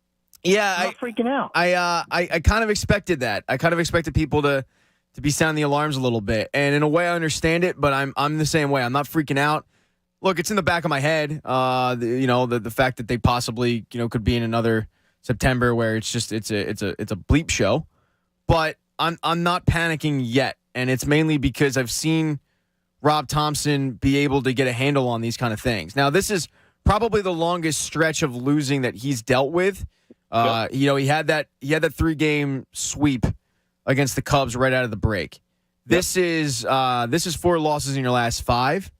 Yep. But I still have faith that he's going to be able to get these guys right and turn it around, because his track record, albeit a small track record, has proven to me that he's been able to do that.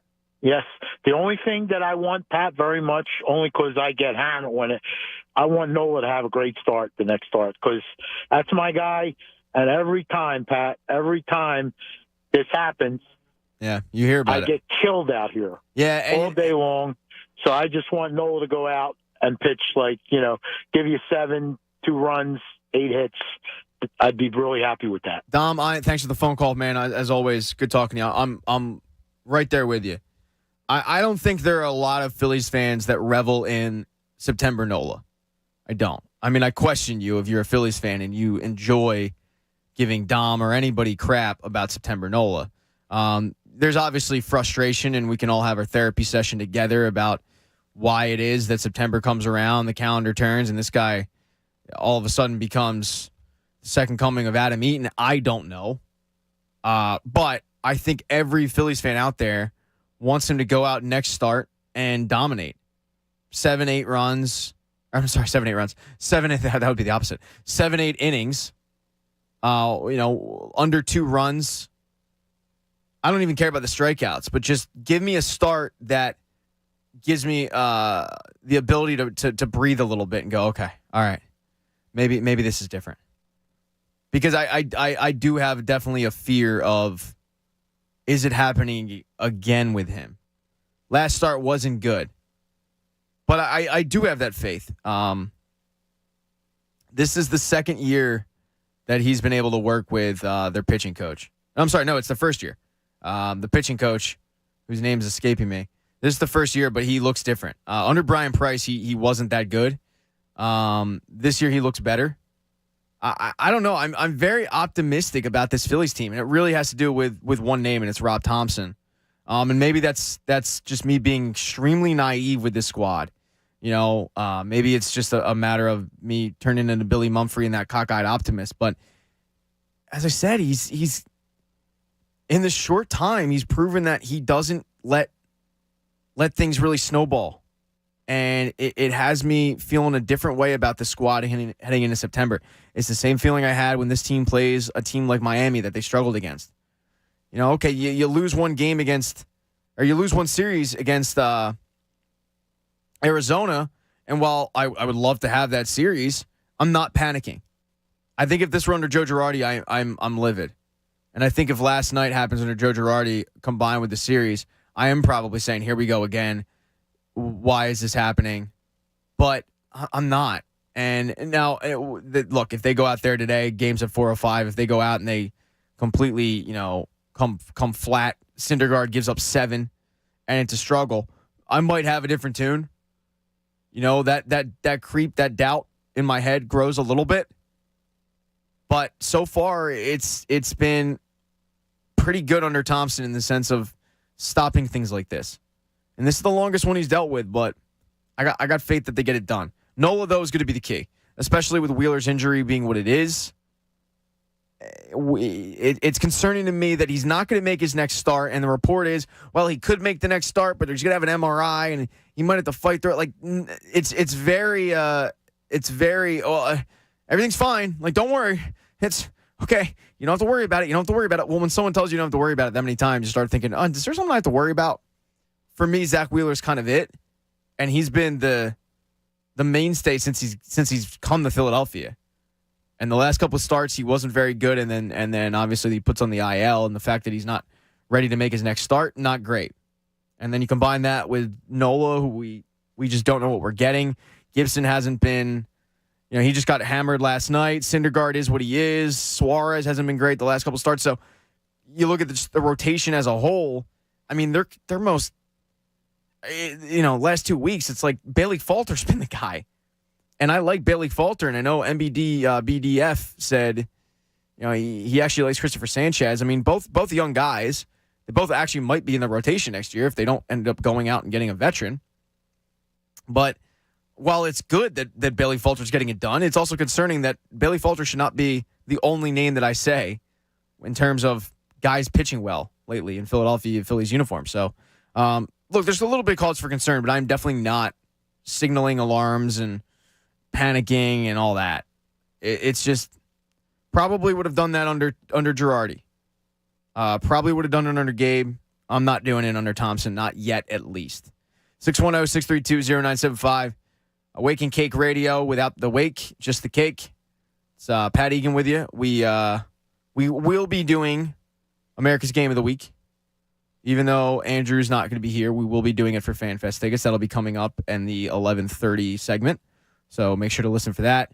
We gave everybody the day off in terms of the Fanatic family.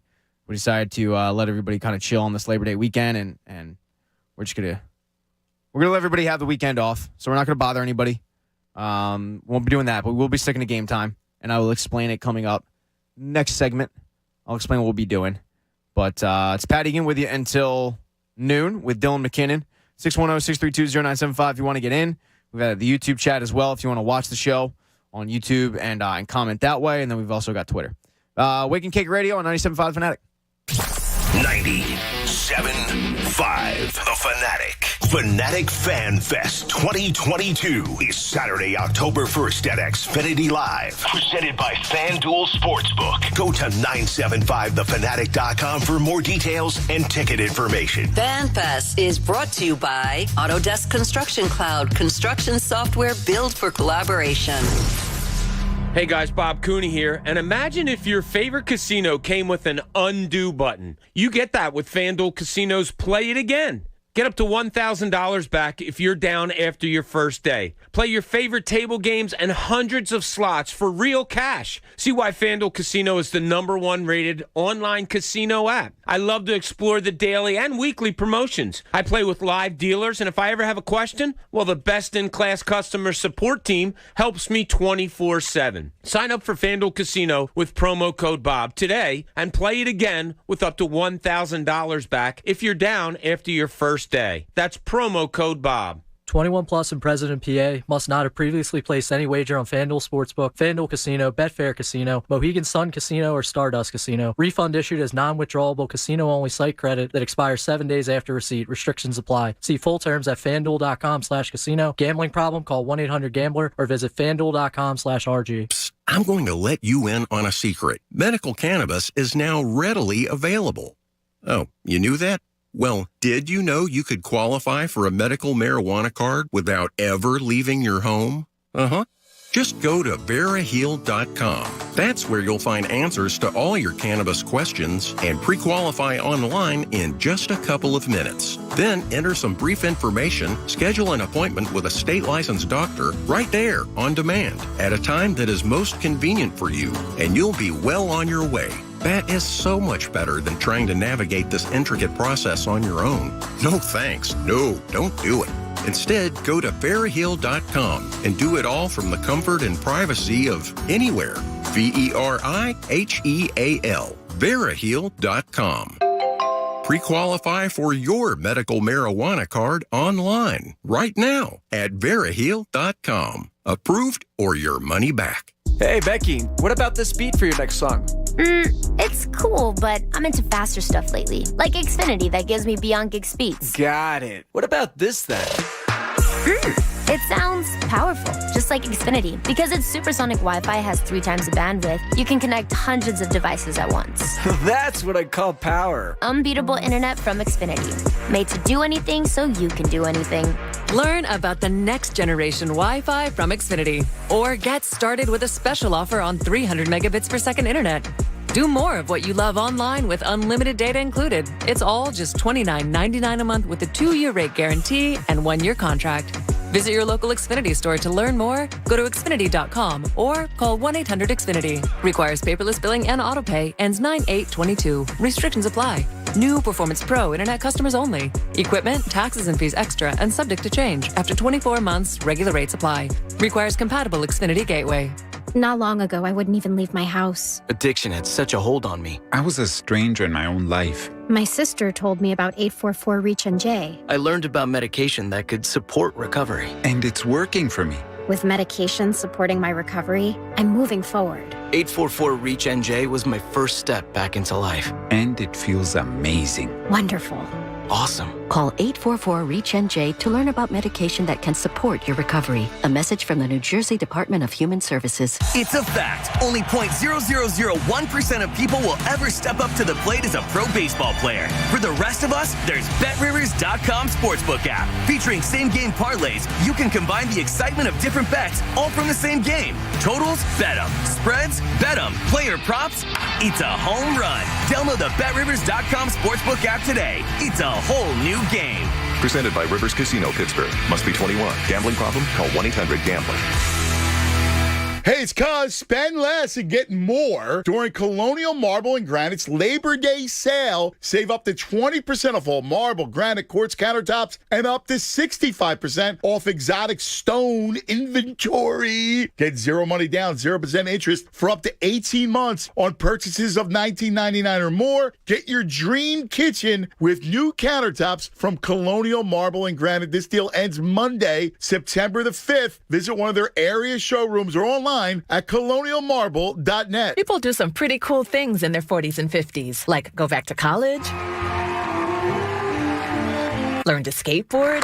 Whoa. Okay, maybe that one's not for everybody, but saving for retirement is. At aceyourretirement.org, you can get on track with your retirement savings no matter your age. Just have a free 3-minute chat with the friendly digital retirement coach, Avo, and receive personalized tips to help boost your savings. Start chatting with Avo today at aceyourretirement.org. A message from AARP and the Ad Council. Get in zone, AutoZone. Welcome to AutoZone. What are you working on today? Starting trouble. No one likes that. We'll get you set up for some stronger starts. You might just need a fresh charge, and we'll take care of that free of charge. But if it is time for a new battery, we've got replacement batteries that'll fit your needs, starting at just $69.99. You can learn more about our battery selection at AutoZone.com. That's what makes us America's #1 battery destination. Get in the zone, AutoZone. Claim based on data from the NPD Group 2021. Day event from Dell Technologies is here. End the summer strong by starting up a new season of productivity. Your business upgrade begins with up to 48% off top-rated laptops, like Vostro, taking performance to the next level with 12th Gen Intel Core processors. It's time to push your growing business even further. What's next for you? Upgrade today by calling 877-ASK-DELL. That's 877-ASK-DELL. Call timeout on your game day plans. The sports bar you and your friends are looking for is in your backyard, right in Huntington Bound. 97.5 The Fanatic takes the morning show on the road before every away game. Live from Timeout on Pine in Huntington Bound. Right off Philmont Avenue on Pine Road, Timeout on Pine has the area's largest screens, perfect for all live sports. With plenty of free parking, great food and drink specials, and a spacious bar, there's no better place to meet friends and watch sports than Timeout on Pine. For more info, visit timeoutpa.com. That's timeoutpa.com. Maine Kenny here. Kenny Maine here. All right, that one was on me. And hey, for new Caesars Sportsbook app users, your first bet's on Caesars. So if you don't win, you get up to $1,250 back as a free bet. Download the Caesars Sportsbook app and sign up with the code RADIOFULL. Open to new users in Pennsylvania who are 21 or older. Qualifying bet loses. Bet amount returned as a credit. Must use within 14 days. See Caesars.com/promos for full terms. If you or someone you know has a gambling problem, call 1-800-GAMBLER. Duncan is ready for you to fall hard. Yeah, we're talking to you, busting out the sweaters in 80-degree weather, so get your fill of the fall at Duncan with a classic pumpkin spice signature latte or the ultra-smooth pumpkin cream cold brew. Now $3 for a medium. America runs on Duncan. Price of participation may vary. Limited time offer. Terms apply. Didn't get the chance to hear your favorite Fanatic host today? Go to 975thefanatic.com right now and download the Best of Show Daily Podcast. Brought to you by DraftKings Sportsbook. Use promo code FANATIC when using the DraftKings app.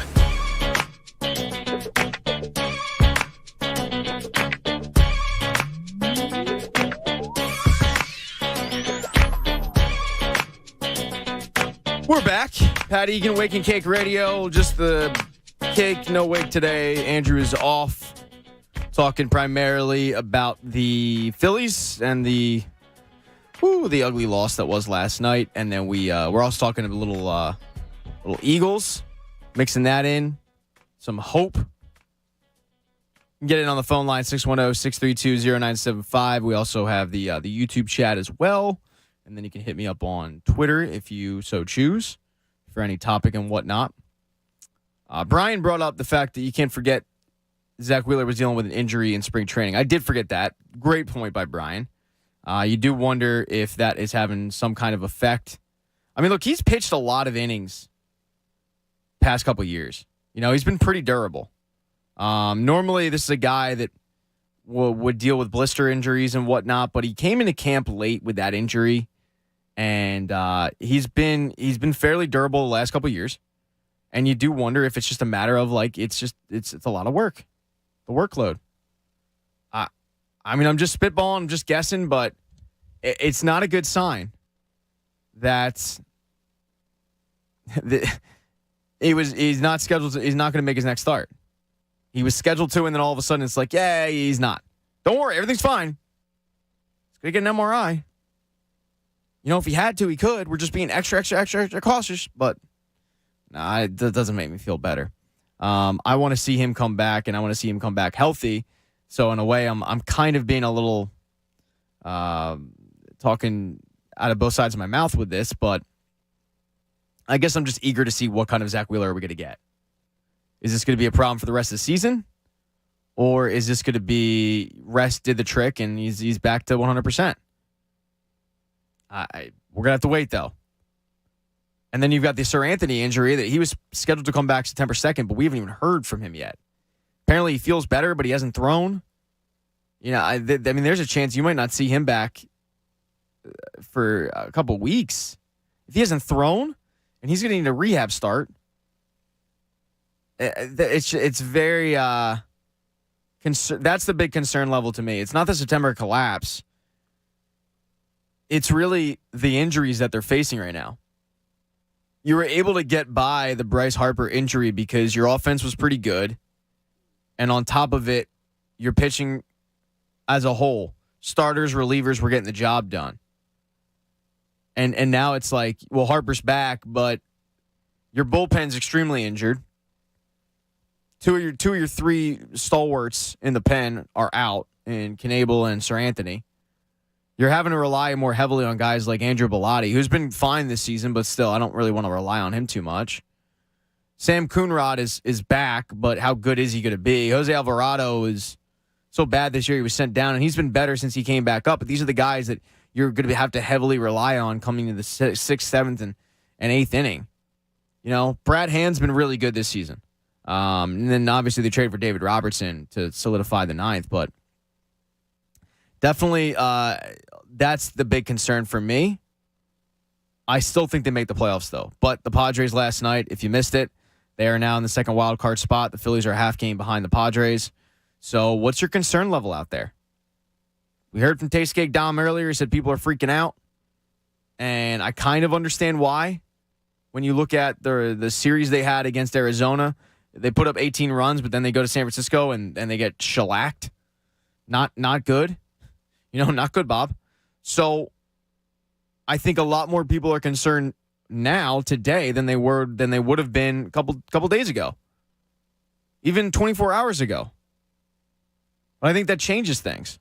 When you go out to San Francisco and you get rocked so badly, you have to put Drew Stubbs in the 8th inning or the 9th inning to get it done. It's ugly. And all of a sudden, it's like in the back of your mind, you remember the last 3 years. You remember the September collapses, and you go, oh my God, is it happening again? I'm not there yet. I'm not.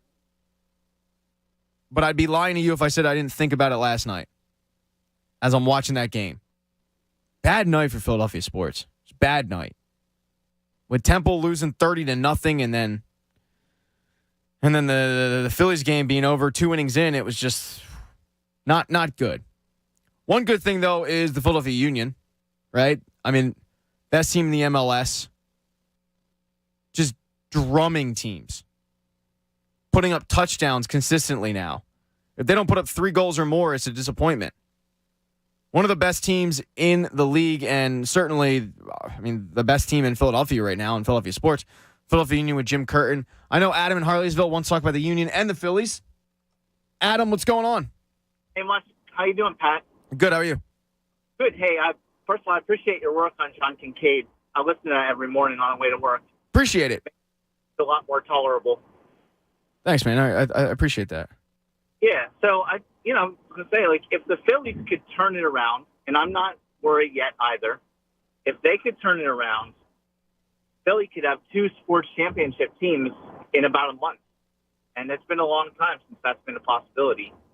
Yeah, it has. I mean, I'm as I said a little bit earlier, I'm not the biggest soccer fan. I'm not going to sit here and pretend that I'm breaking down kits and talking to gaffers, and I'm trying to think of any other soccer lingo. But as I sit here and I have the Leeds game on. But it's a sport that I'm trying to slowly get into, and the Union have made that a lot easier because they're so good, because they're homegrown. But the guy on the John Kincaid show, you said you listen, that is the big Union guy. There's 2. You've got Jamie, and then you've got Eric Camille, who watches every game and is dialed in. And I don't know about you, but he said basically they don't win the championship, it'll be disappointing.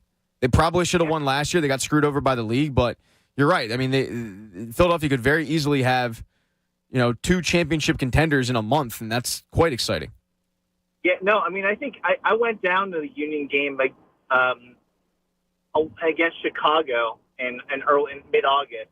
And it was incredible. I mean, they're just dominating teams, controlling possession, and yeah, my only concern with them is because their young talent is so good, they keep getting shipped off to Europe. But it's a good thing they finally seem to have a farm system where they can replace. Like Brendan Aronson was basically replaced by his brother. By Paxton, yeah. And so, doing that, but, Quinn Sullivan is really good. Brendan McCarthy. Julian Carranza. Or Brendan Craig, sorry. And then Jack McGlynn. They're all good players, and they're really nice. So, yeah, Adam, thanks for the phone call. Do you have FanFest tickets? I do not. When is FanFest? It's October 1st. Do you want some tickets? Sure. All right, I'll put you on hold. D-Train will take care of you. Yeah, I mean, that's one of the exciting things about the Union, and if you're not a fan of the team or you're not into soccer, I mean, first of all, the games are a blast to go to. They really are. My 3-year-old loves going to Union games. He's all into it, loves singing the song, the Sons of Ben and all that. They do a really good job down in Chester, and the stadium is gorgeous, but it's primarily, the team's primarily made of homegrown talent. And the players that Adam was listing there are primarily all homegrown guys that they got and they put in their academy, and it is exciting to see a guy like Brendan Aronson, who was playing for the Union a couple years ago, and now he's playing the Premier League for Leeds. It's unfortunate because your team ends up getting poached, if you will. I mean, it's your choice to sell these guys off for transfer fees, but the scouting department and the development that the team has done, it's one of the reasons, and the coaching, it's one of the reasons why they are the best team in the MLS in a very short amount of time. I mean, the team's, I don't even think they're 15 years old, and yet here they are, the best team in the MLS and the favorites to win the MLS Cup. So if you're looking for fun, family atmosphere, Union game is definitely it. Go check them out. You're not going to be bored. You're going to be hearing that song a lot. And once again, this is coming from a guy that was a soccer hater and didn't really like the sport too much, and I'm slowly trying to get into it. And shows, I talked about it earlier, but shows like the All or Nothing, shows like Take Us Home leads and Sunderland Till I Die and those docu-series that break down the sport and the teams and whatnot. It makes it a lot easier. And I wish that the NBA would do one because I think it'd be awesome to have, a Charlotte Hornets all or nothing. You don't have to make it a good team, but it's going to be compelling television no matter what. I wish they would do it. Baseball did it a couple years ago, and they haven't gone back to it. But the NFL, if it's good enough for the NFL, it's good enough for the NBA for sure. And soccer has done it, and I think it's definitely grown the sport for Americans like me who might not have appreciated it before. Now you learn about these players and you start following the teams, and next thing you know, it's Saturday at 10 a.m. and you're watching Premier League soccer. So, but he brought something up, the championship mindset, right? In Philadelphia having two teams possibly in a very short amount of time contending for a championship. We haven't had that in a while. It's true. So you've got the Phillies right now entering September, and you've got the Eagles, who will not be contending for a championship in October. They could lose the chance to contend for a championship in October, but they won't be contending. That won't be until February, hopefully. But you've got two teams right now that are entering September, the Eagles and the Phillies. One is starting the journey in the Eagles, and the other is coming to the stretch run, coming to the finish line, and that's the Phillies. Now, I'm assuming out there, if you're listening, that you are, unless you're, that guy Gene. I'm assuming that if you're an Eagles fan, you're a Phillies fan. I'm assuming that you've been paying attention all season long to the Phillies. You've been dialed in a little bit. You've been following the team. And we talked about it yesterday on the John Cage Show. It's amazing because this team is trending towards having the 6th most wins in franchise history, yet you don't even really notice it. I personally think it's because of the fact they're contending for the 2nd wild card spot. They're the 3rd team in the division. I think that's the reason why you don't notice how good this team is. They're in the toughest division in baseball. But what team are you looking forward to most in September? And I say this because the Eagles are only going to have 4 games. Phillies are playing just about every single night. The Phillies are coming down the stretch run, and then you've got the Eagles, who are going to be starting the journey to hopefully end with a Lombardi Trophy. I got to know out there, what team are you looking forward to most? And my answer, when I thought about this, kind of surprised me, but it's the Phillies.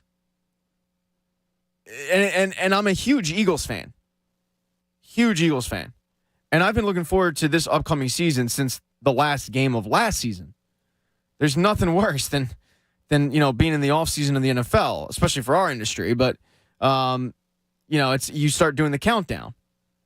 And then training camp is just nothing but a tease. So I am looking forward to the NFL season in week 1, and it starts this week, and the fantasy drafts, everything. Like it's going to be I'm pumped. But this stretch run with the Phillies, I'm looking more forward toward that. I'm excited for both, but if I had to pick one, if someone said you can only watch one team for September, probably watching the Phillies. And that might be blasphemy for some of you guys out there. And I understand it because football is king. But I have to see what this team does in September. I have to see if they can break the streak. I have to see what team I'm getting in September. I have to see what rotation I'm getting in September. How a guy like Bailey Falter handles September. How Nola handles September. I've got to see it. This is now crunch time. This is the must-win games. You're no longer in April and May where you just chalk up losses and go, okay, whatever. The Joe Girardi, we'll get after it tomorrow. Even though I kind of said that about this game today. This is crunch time now. And you got to get after it. Whereas in the NFL, it's the start of the season.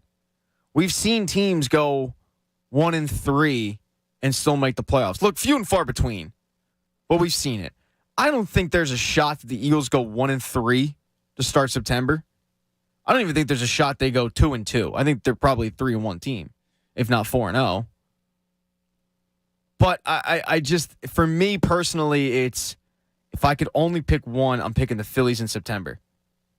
But it's going to be an exciting month because you've got the Phillies who are coming down that stretch. You've got the Eagles who are starting that journey. You've got the Union, who Adam talked about, who are about to enter the playoffs as the best team in the MLS. It's going to be exciting. It's an exciting time in Philadelphia sports. And then October should be fun. I mean, if this Phillies get in the playoffs in October, October's going to be a blast. Because you've got football in full swing, playoff, baseball and soccer, NBA season kicking off, and then hockey. I'll throw that in there. I'll throw in Flyers, but I don't know how much excitement you're getting out of that. But it's gonna be a fun 2 months, hopefully. But I need to see what kind of team I'm getting from the local baseball team. 610-632-0975. What do you think out there? What team are you looking forward to most in September? I know football is king. I completely understand that in this city. Trust me, you get reminded of it daily from your bosses. My first boss here reminded us about it all the time. Let's get it back to the Eagles. Let's go. But, I mean, and this isn't like I'm a bigger baseball fan than I am a football fan or anything like that. It's just a matter of right now I need to see this streak broken, and it can happen in September. Whereas the Eagles, I don't know. I feel like I can miss all of September and pick up on October and September. And maybe it's because of the winnable games in September. Maybe it's because of that start of the season is just nothing but very beatable opponents. But obviously, we're going to be able to watch both teams. I mean, this isn't a stipulation, a Thanos-like ultimatum. But if you had to pick one, what team are you looking forward to most in September? The Eagles or the Phillies? And I gave you my answer, but I'm kind of interested to hear everybody out there. And if I'm being crazy, then by all means, call me up and tell me that. Not the first time I've heard it. We also had a big trade in the NBA this past week, a couple days ago, and I want to get your thoughts on that coming up. We have America's Game of the Week coming up at around 11:40, so I'll explain what we'll be doing then, so you have time to prepare. College football kicked off this past week. I guess it kicked off technically two weeks ago, but for me, it kicked off last night with Temple. Guess I'll have to wait another week for them to score a touchdown. But hey, rebuilding year. We all knew that. But we're going to play the college game. And it's not going to be like, give me three, and if one's a bust, that'll give you FanFest tickets. Nothing like that. I'm going to pick teams that aren't necessarily known for the football side. So I'm looking at like a Duke. Duke's known for basketball. Yeah, they're in the ACC, but they're known for basketball. I'll give you a team like that. And you got to give me not three, but you just got to give me two players from the football team. Not currently, but just all time. That's it. It's that simple. Give me two guys. And I'll give you a couple of teams out there that aren't going to be, there's a couple teams out there that won't be Power Fives. A couple teams out there that might be Power Fives, but necessarily you kind of forget they're Power Fives because they're so bad. But you're not going to get Alabama. You're not going to get Clemson. You're not going to get Notre Dame or USC. I'm not giving you the cakes.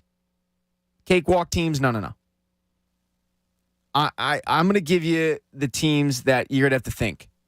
And you're not going to have forever. But if you can name two football players that attended that school, then you will walk away with FanFest tickets. We're going to do that at about 11:40. All right? And I'm just going to come up with the schools off the top of my head and hopefully have some fun. I'm reading some of the YouTube comments. Daniel Miller agrees with me. He says Phillies for me, too. Alyssa says Phillies for me because it's September. I'm a little bit surprised to see how many people are saying Phillies. Mark Lemon says agree on the Phillies. Eagles won a chip more recently. So I'm a little bit surprised. I expected a lot of people to say the Eagles, and I didn't get that.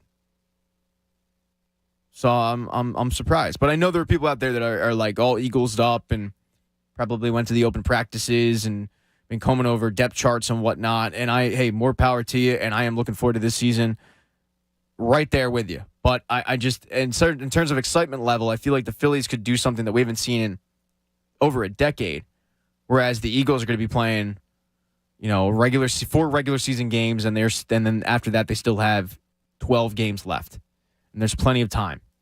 So for me, it's Phillies, but what about you out there? 610-632-0975. You can also hop in on the YouTube chat. As I just said, we got a lot of good people in there. We got Mark, we got Phil, we got Alyssa, Daniel. A lot of the regulars that we see every day, and we appreciate. And no Gene. We kicked Gene out. Deuces. Kick rocks. MBDBDBF said, curious what they do with Painter. Did they bring him up in the bullpen role like they did with the Sox, did with Kopech? I don't think they do. I would be blown away if they bring up Andrew Painter. You expanded the rosters by 2, and they brought up that guy that they traded. They traded Vinny Velotti or whatever his name is. But I don't think they're going to bring up Painter. I think they're going to let him finish off the season in Reading. I mean, you got to remember, this guy went from A-ball to AA and forced his way there. Sometimes you see top prospects get promoted because of the fact that they are top prospects, even though their numbers really don't dictate it. It happened to Mark Appel in Houston plenty. He just kept getting promoted, but he really didn't deserve it. His numbers didn't dictate it. Andrew Painter forced his way to Reading. I mean, he went from Clearwater to Jersey Shore, and his numbers improved. He did a step up in competition, and his numbers got better. And they were already, incredible.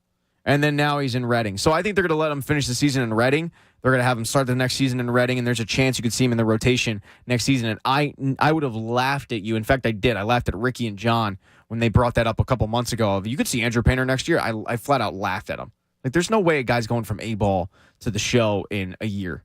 Well, I mean, this guy looks special.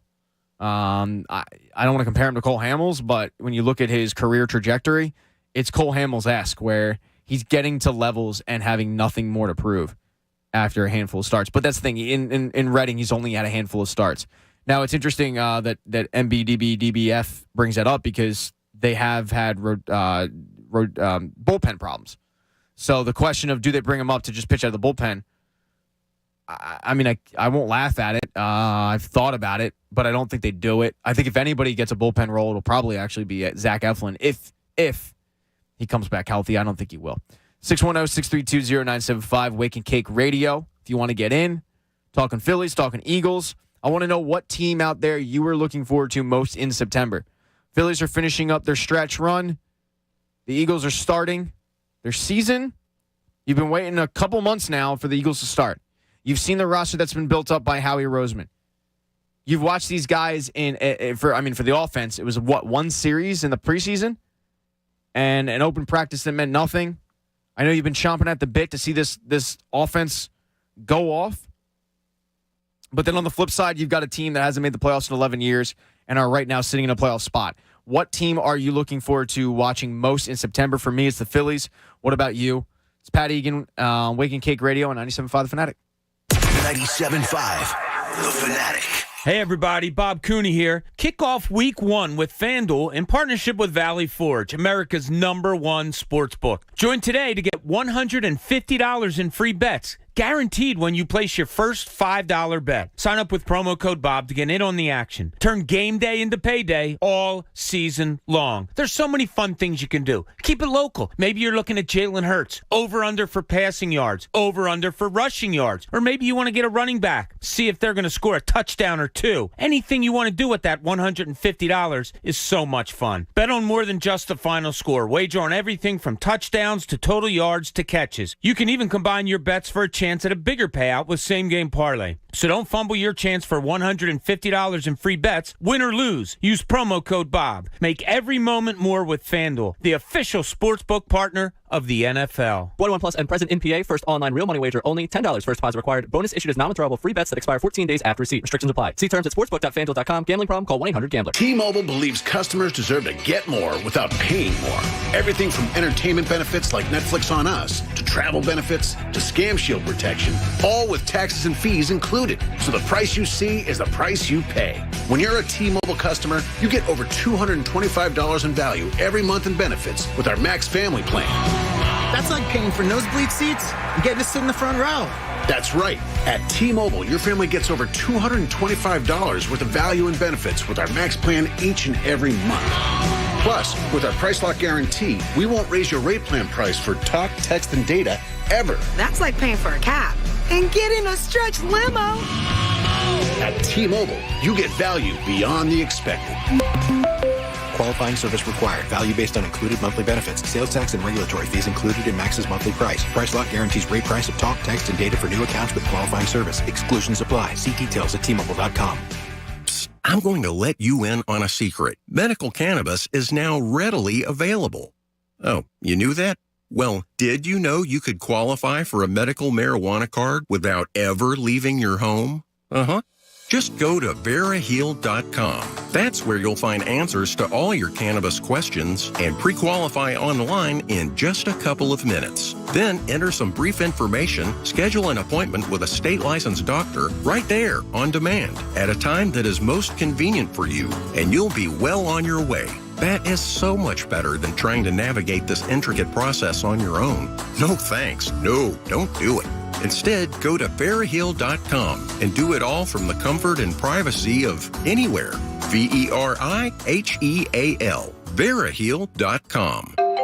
Pre-qualify for your medical marijuana card online right now at VeraHeal.com. Approved or your money back. 1-877 Cards for Kids. KARS Cards for Kids. 1-877 Cards for Kids. Donate your card today. 1-877 Cars for Kids. KARS Cars for Kids. 1-877 Cars for Kids. Donate your car today. Donate your car today at carsforkids.org. Your car, running or not, can be picked up as soon as the next day. No title? No problem. Call 877-CARS-FOR-KIDS or go online at carsforkids.org to donate today. 1-877 Cars for Kids. KARS Cars for Kids. 1-877 Cars for Kids. Donate your car today. Now accepting donations of land, homes, buildings, or any kind of real estate. COVID-19 moves fast, and now you can too. If you feel symptoms, even if they're mild, you should test fast. Test positive and at high risk for severe COVID-19? Then act fast with authorized oral treatments that can be taken at home and must be taken within 5 days from when symptoms begin. COVID-19 moves fast, and now you can too by asking your healthcare provider if an oral treatment is right for you. Learn about a treatment option at treatcv19.com. This message is sponsored by Pfizer. Kenny Mayne here with this declaration for new Caesar Sportsbook app users from Caesar.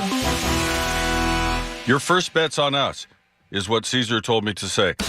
So, if you don't win, you get up to $1,250 back as a free bet.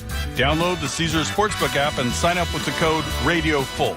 Open to new users in Pennsylvania who are 21 or older. If a qualifying bet loses, bet amount returned as a credit. Must use within 14 days. See Caesar.com/promos for full terms. If you or someone you know has a gambling problem, call 1-800-GAMBLER. I thought we were going to the beer store. We are. But we passed 3 already. We're going to the Beer and Cigar Superstore. B&B Beverages in historic Doylestown. This place is amazing. That's like a 20-minute drive. Relax. It's just minutes off the 202 byway. They have thousands of craft beers to choose from. Their staff knows everything about beer, and they have a larger selection of cigars than most cigar stores. Check them out at bnbbeverages.com. You're going to drive me to drink. Actually, I'm going to drive you to B&B Beverages, the Beer and Cigar Superstore. We'll drink when we get home. O'Reilly Auto Parts is here to keep your car on the road with our free loaner tool program. Your local store has more than 80 specialty tools available to rent for your next repair. Refundable deposit required. Ask our professional parts people about the loaner tool program today at your local O'Reilly Auto Parts store or visit O'Reilly Auto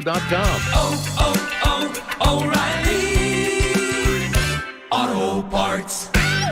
The Labor Day event from Dell Technologies is here. End the summer strong by starting up a new season of productivity. Your business upgrade begins with up to 48% off top-rated laptops, like Vostro, taking performance to the next level with 12th Gen Intel Core processors. It's time to push your growing business even further. What's next for you?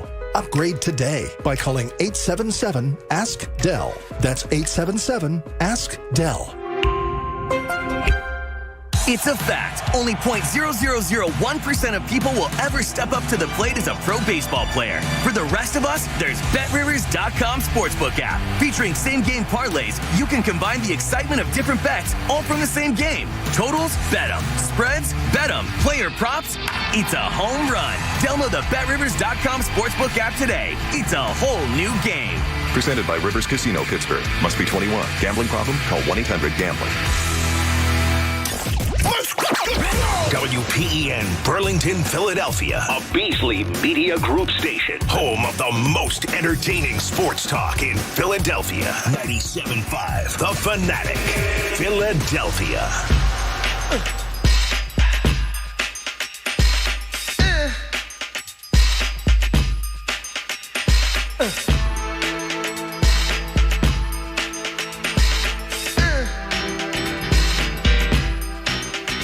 What was this? Still on the music choices today. I question. Yeah, thank you.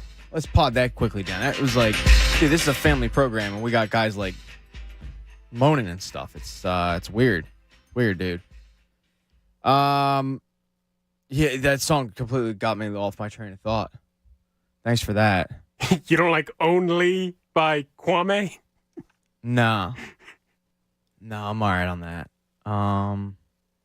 Just not my taste. I mean, if that's your thing, by all means. We talked a lot about the Phillies. We talked a lot about the Eagles. We have not brought up the trade in the NBA.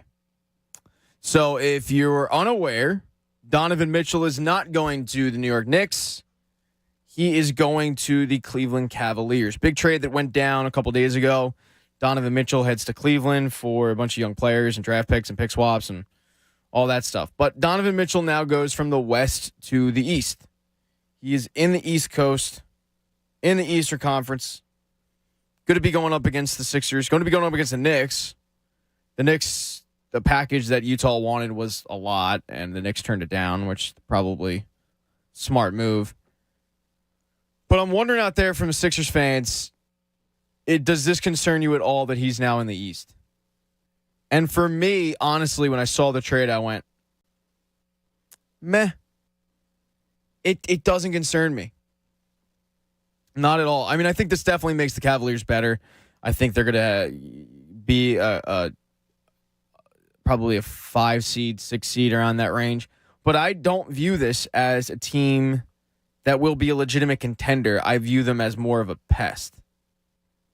I mean, they're going to be a team that when you face them in the playoffs, they're going to probably annoy you. Donovan Mitchell's going to get his. But I don't really worry with this trade. If Donovan Mitchell had gone to Boston for whatever reason, right? Like KD. When the KD rumors were out there, it was like, well, if KD goes to Boston, I mean, window shut. I heard that a lot. That immediately terrifies you. KD goes to Sacramento, you're not worried. Hell, if KD goes to Atlanta, you're probably not as worried. A little more, but you're probably not as worried. But the Donovan Mitchell trade, while we were all waiting for it, the fact that he comes east, but he goes to the Cavaliers, it was surprising, but I'm just not all that concerned. And I kind of thought I was going to be a little more concerned once he got traded. Now, granted, I kind of thought he was going to get traded to the Knicks. But I look at Donovan Mitchell, and me and Bob have talked about this a lot, as a guy who's going to get his, but he's going to get his on by taking 35 shots. And do you even want that guy? Do you want that guy on your roster that's going to command that many shots and not so much be a team player, but he's kind of just worried about getting his and getting in the All-Star game and all that. Brandon says the Cavs probably a 7 seed with this move, maybe a 6 seed at best. I mean, I think they're going to be pesky. The team that I look at and I go, like, they're probably going to make a jump is the Detroit Pistons. I like the squad that they've built. But even them, I mean, I don't look at them as contenders yet. I look at both the Cavs and the Pistons as pests. But I mean, I'm still very confident in the Sixers and the squad that they built. It's pretty damn deep. Now, Jeff says the Bucks are the best team when healthy, and it's hard to argue with that because, they're a year removed from winning a championship, a little over a year now from winning a championship, and they were a team. They were a team they had the superstar, they were deep, they had the guy, and everyone on that Bucks team knew their role and was cool with it. I think that's a big part of a championship mentality is I'm willing to take a back seat if it means that this squad wins. Tonight, I'm not getting mine because this guy's going off. And a guy that solidified that line of thinking for me was Kenny Smith. I was lucky enough to interview him for the movie Hustle, and I was asking about the Sixers, and he goes, if you look for our championship teams that we had, it was that mindset. All right, I'm averaging 20, but tonight I'm willing to take 10 because this guy has it. So we're going to feed him the ball.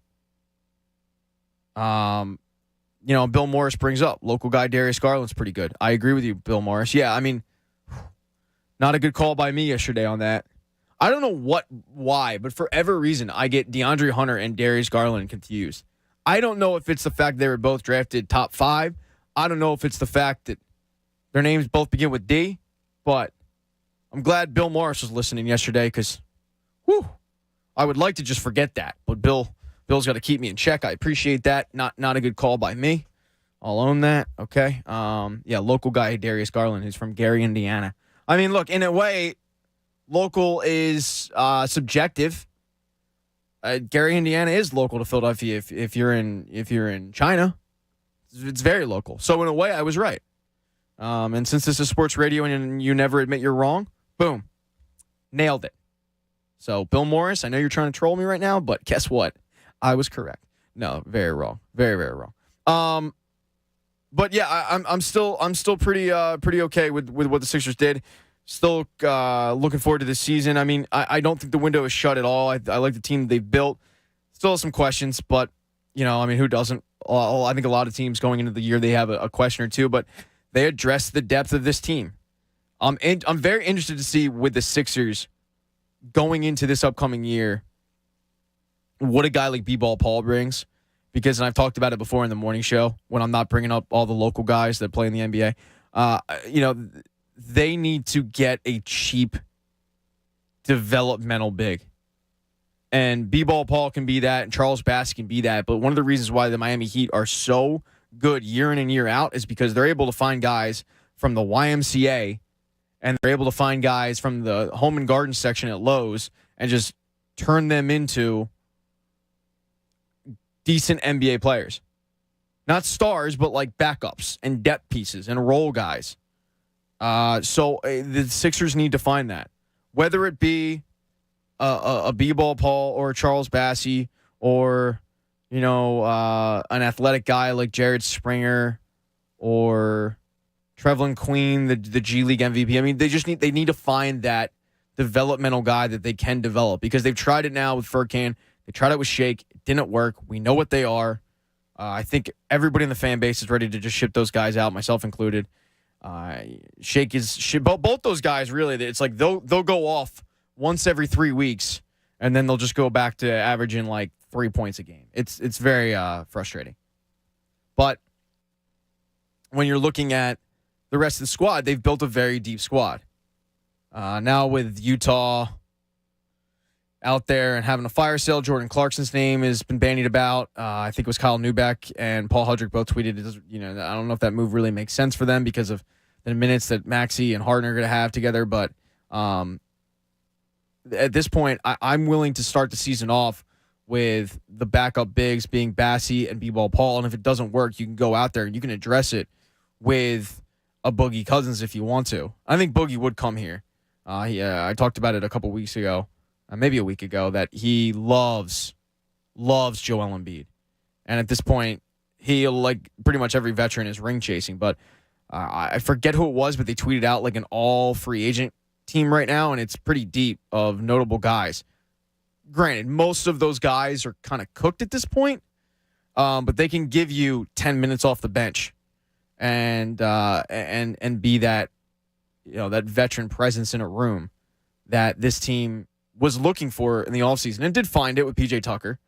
But it's going to be an exciting year for the Sixers. I can't wait to see what James Harden does. I feel like he's very motivated. I feel like he's definitely heard the talk that he is, fat Harden and, he can't win the big game and he comes up short and all that. I mean, you've seen the videos and stuff, and I'm not trying to get too excited over training videos in the offseason because Ben Simmons really spurred me on that.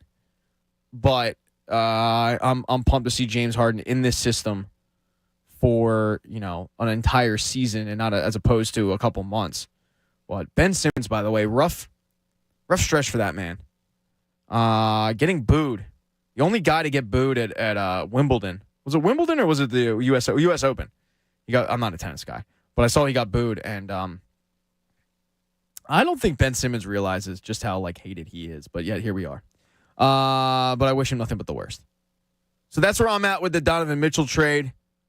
My complete reaction was, all right, whatever. And it wasn't this panic or fear, oh, man, I wish we got him. No, it was literally okay. And I'm thrilled about that. I'm thrilled he didn't go to a Miami or a Boston. I'm thrilled he goes to a team that's a developmental team that's on the come up, but probably not a legitimate contender, a la, what the Sixers are trying to and good to be competing against.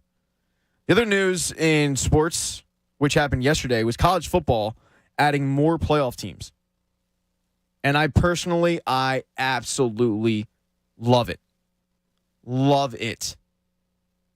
Now, I get into this a lot with John Kincaid from the John Kincaid Show. But they're going to be having 12 college football teams. I think the top 4 seeds get a bye. But it's the fact of the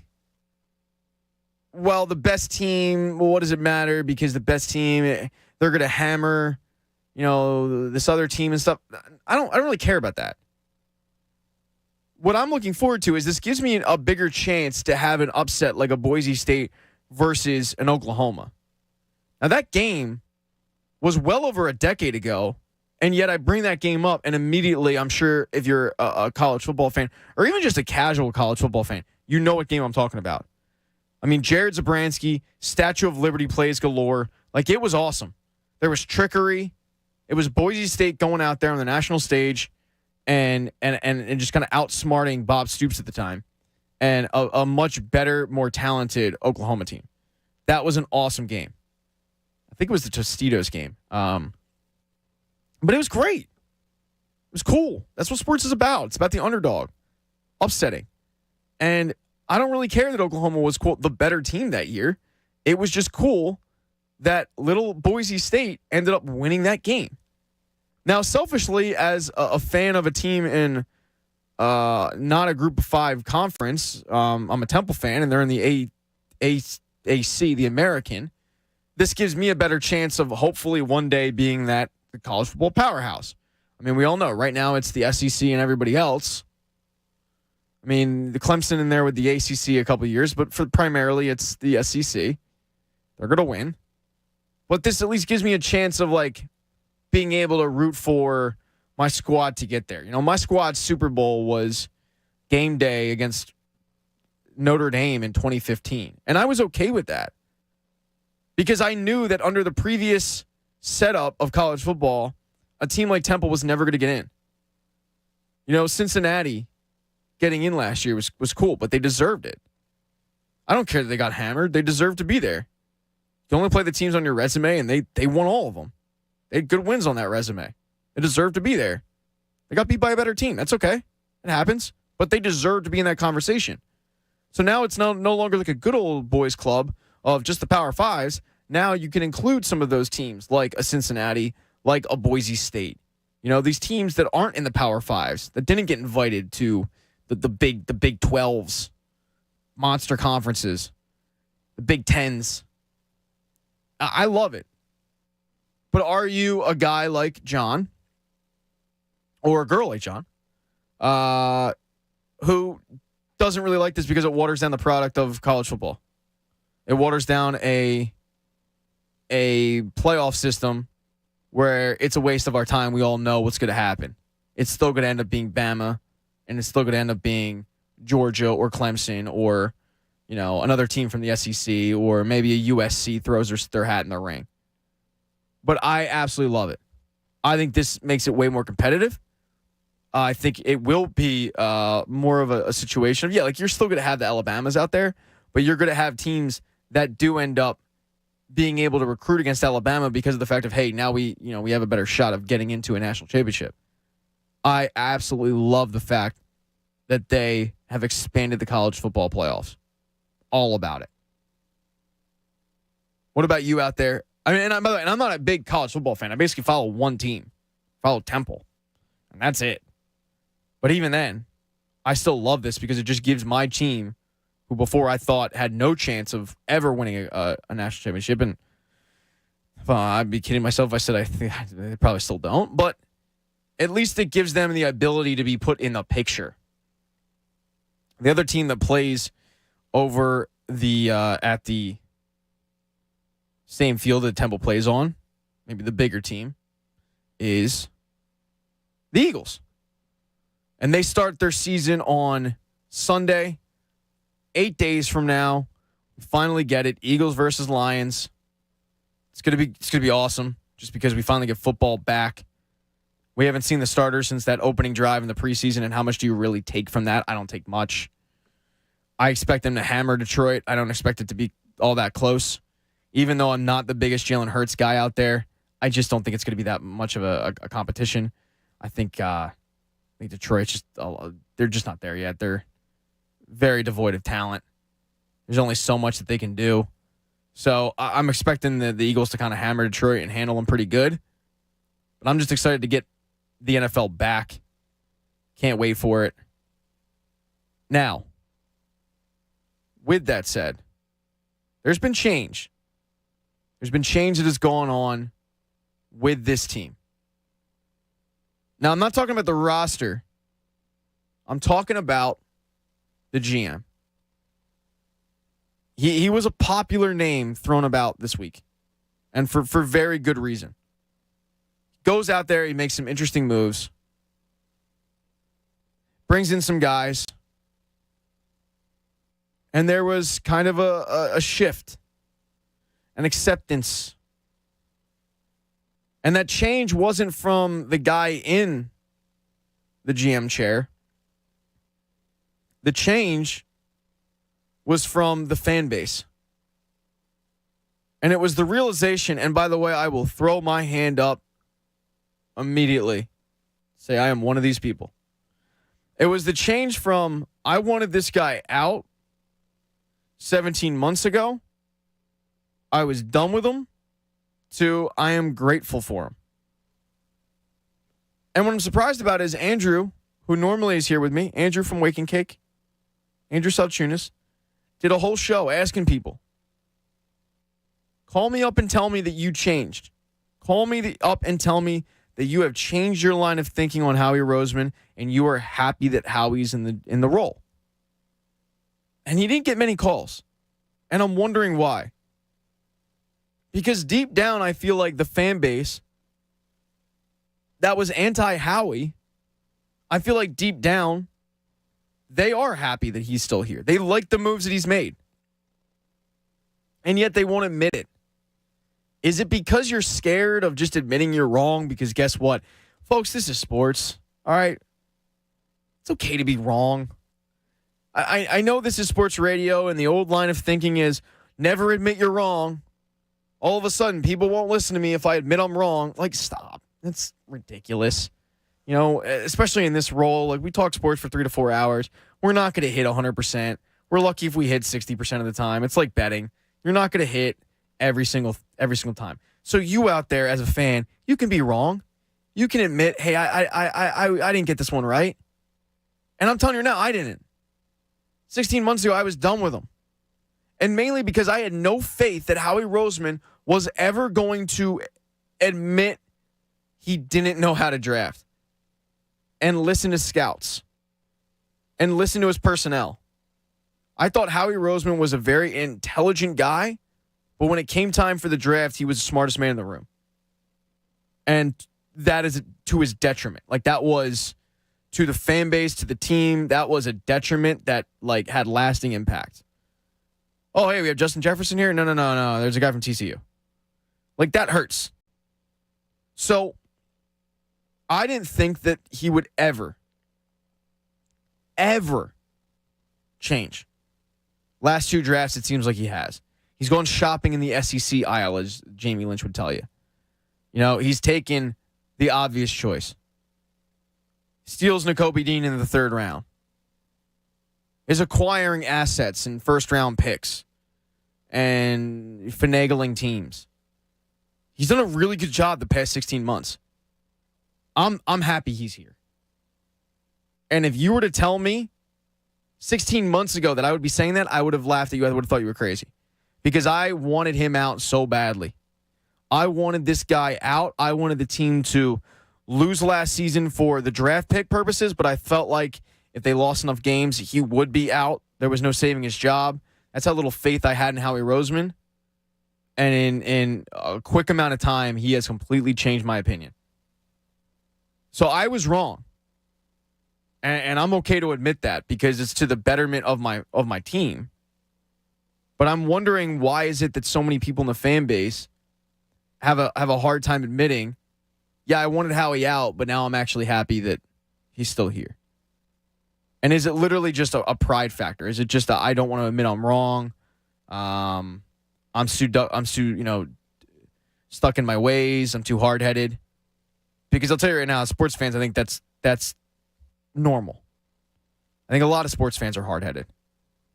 But you also should, be able to admit when you're wrong sometimes. In this case, I think a large portion of the fan base, myself included, had to do a 180 on Howie. We'll talk about it more coming up. We also have America's Game of the Week at 11:40. And we have Tyler Zulli coming up after that. Do you want to tell you about FanFest, though, because that's what we'll be playing America's Game of the Week for. It's going to be awesome.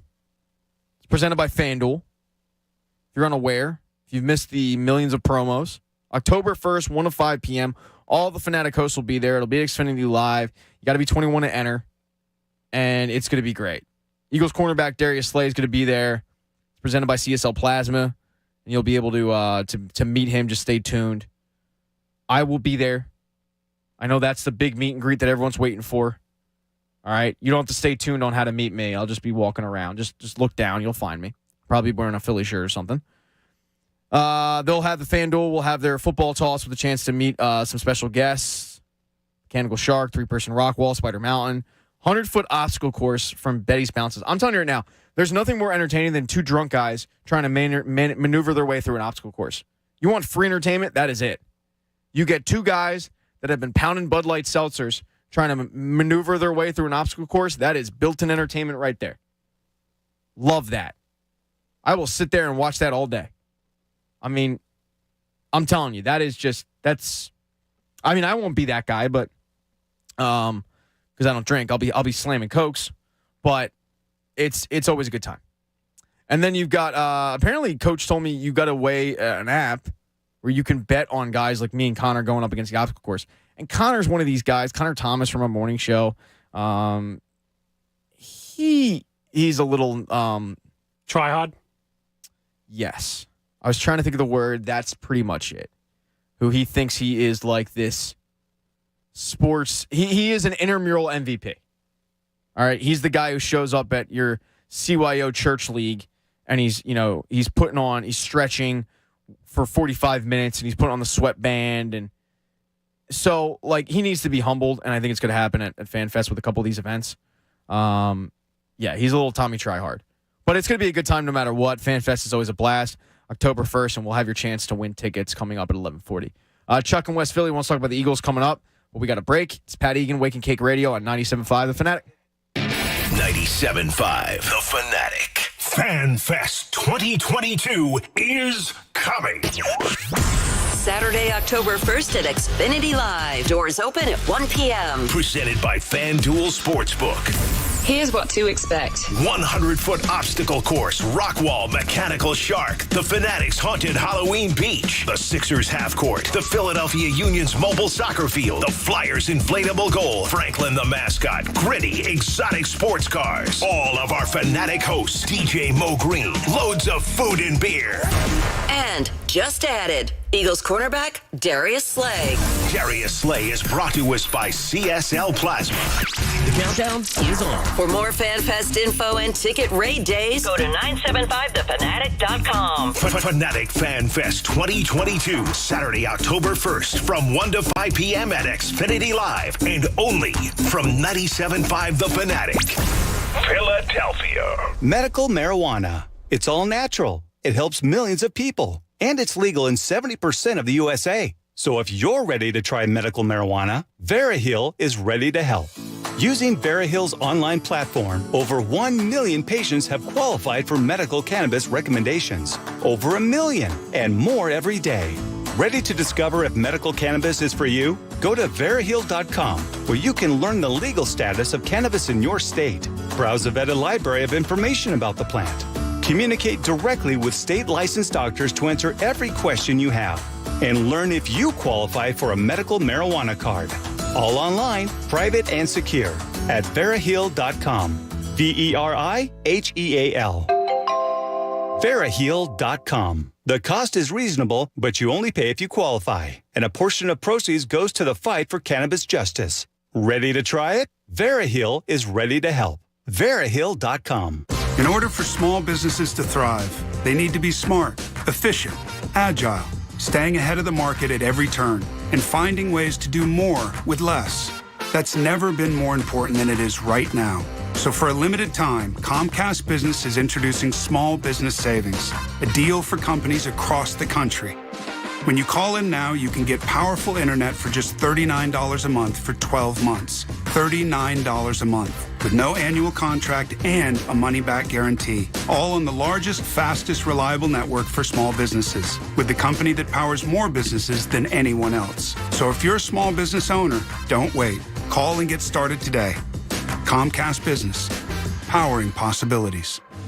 Offer ends 9/21/22. Restrictions apply. New Comcast Business 50 megabits per second internet customers only. Requires EcoBill and AutoPay. Equipment, taxes, and fees extra and subject to change. Call or go online for details. After promo, regular rates apply. Hi, it's Cuz. Is your summer weight loss plan not working out as well as you hope? Look, hope is not a strategy. This is what you got to do. Contact NJDiet.com today. They will contractually guarantee you will lose 20 to 40 plus pounds in only 40 days. Just go to NJDiet.com. Their program starts with bioenergetically personalized supplements that are based on your saliva, your hair, and your blood work. And then NJ Diet uses DNA testing to create your ideal diet plan and workout regimen to help you keep the weight off. You're not sure you can do it alone? NJ Diet's with you every step of the way. You're fully monitored by their certified staff to make sure you're burning fat, not just losing water. You'll also get the doctor's personal email and phone number. NJ Diet is committed to you keeping the weight off. It's all natural, no shots, no hormones, no surgery, no prepackaged foods. Locations close by: Newark, Delaware, King of Prussia, Cherry Hill. Worldwide live online video consultations. Call them. 855-5NJ-DIET. Or go to NJDiet.com. That's NJDiet.com and lose the weight for good. Well, folks, the wait is almost over. A new football season is about to begin.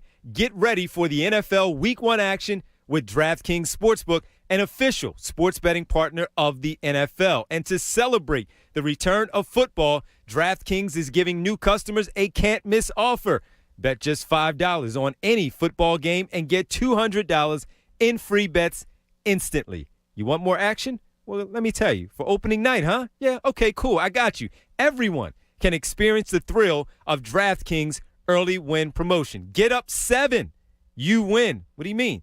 Well, bet on any NFL team of your choice. And if your team leads by 7 points at any point during the game, you get paid instantly, even if your team loses. How about Philadelphia traveling to Detroit week number 1? I feel good about it. I think they'll be up by 7 at some point. You should go with that one. How about San Francisco traveling to Chicago. I think that's a pretty good bet there where you may want to drop a line. So download the DraftKings Sportsbook app now and use promo code FANATIC to get $200 in free bets instantly when you place a $5 bet on any football game. That's code FANATIC only at DraftKings Sportsbook, an official sports betting partner of the NFL. You must be 21 or older, Pennsylvania only. Bonus issued as free bets. One early win token issued at opt-in. Moneyline bets only. Deposit and wagering restrictions apply. Eligibility and terms at DraftKings.com/football terms in partnership with Meadows Racetrack and Casino. Gambling problem? Call 1-800-GAMBLER. Progressive presents Forced Metaphors about bundling your home and auto.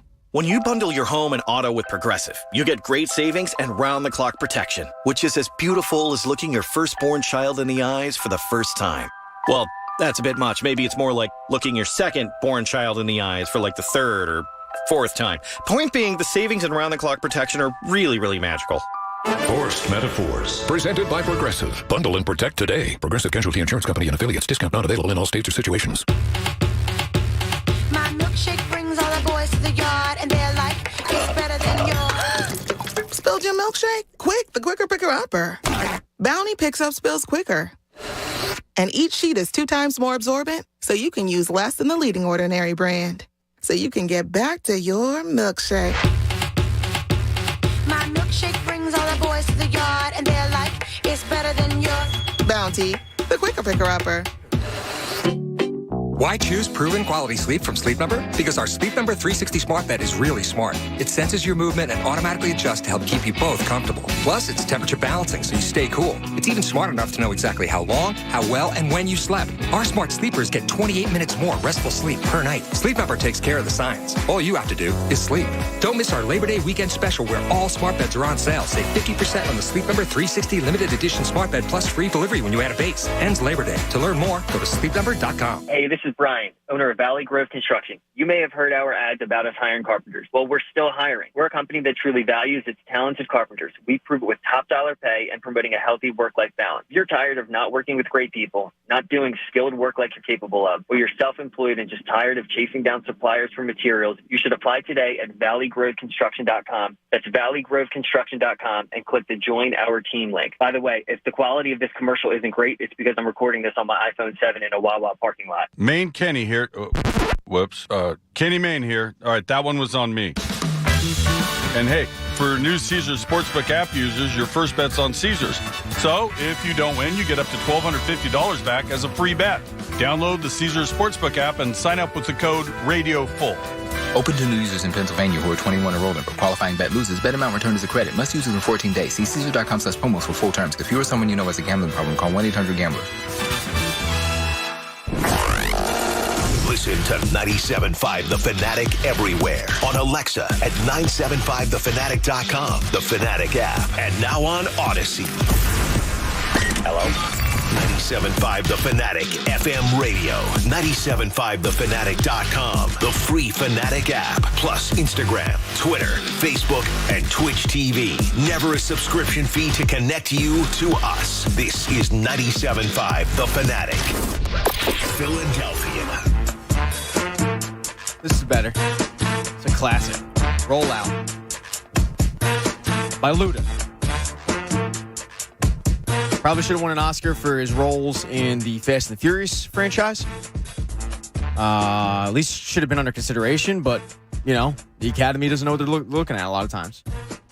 The Academy doesn't really care about family. So they don't show Luda the love. I will, though. Talking Eagles, talking Howie Roseman. I ended last segment talking about why it is that the fan base, or at least a lot of people in the fan base, are reluctant to just admit, hey, I was wrong on this guy. And I'm hands up.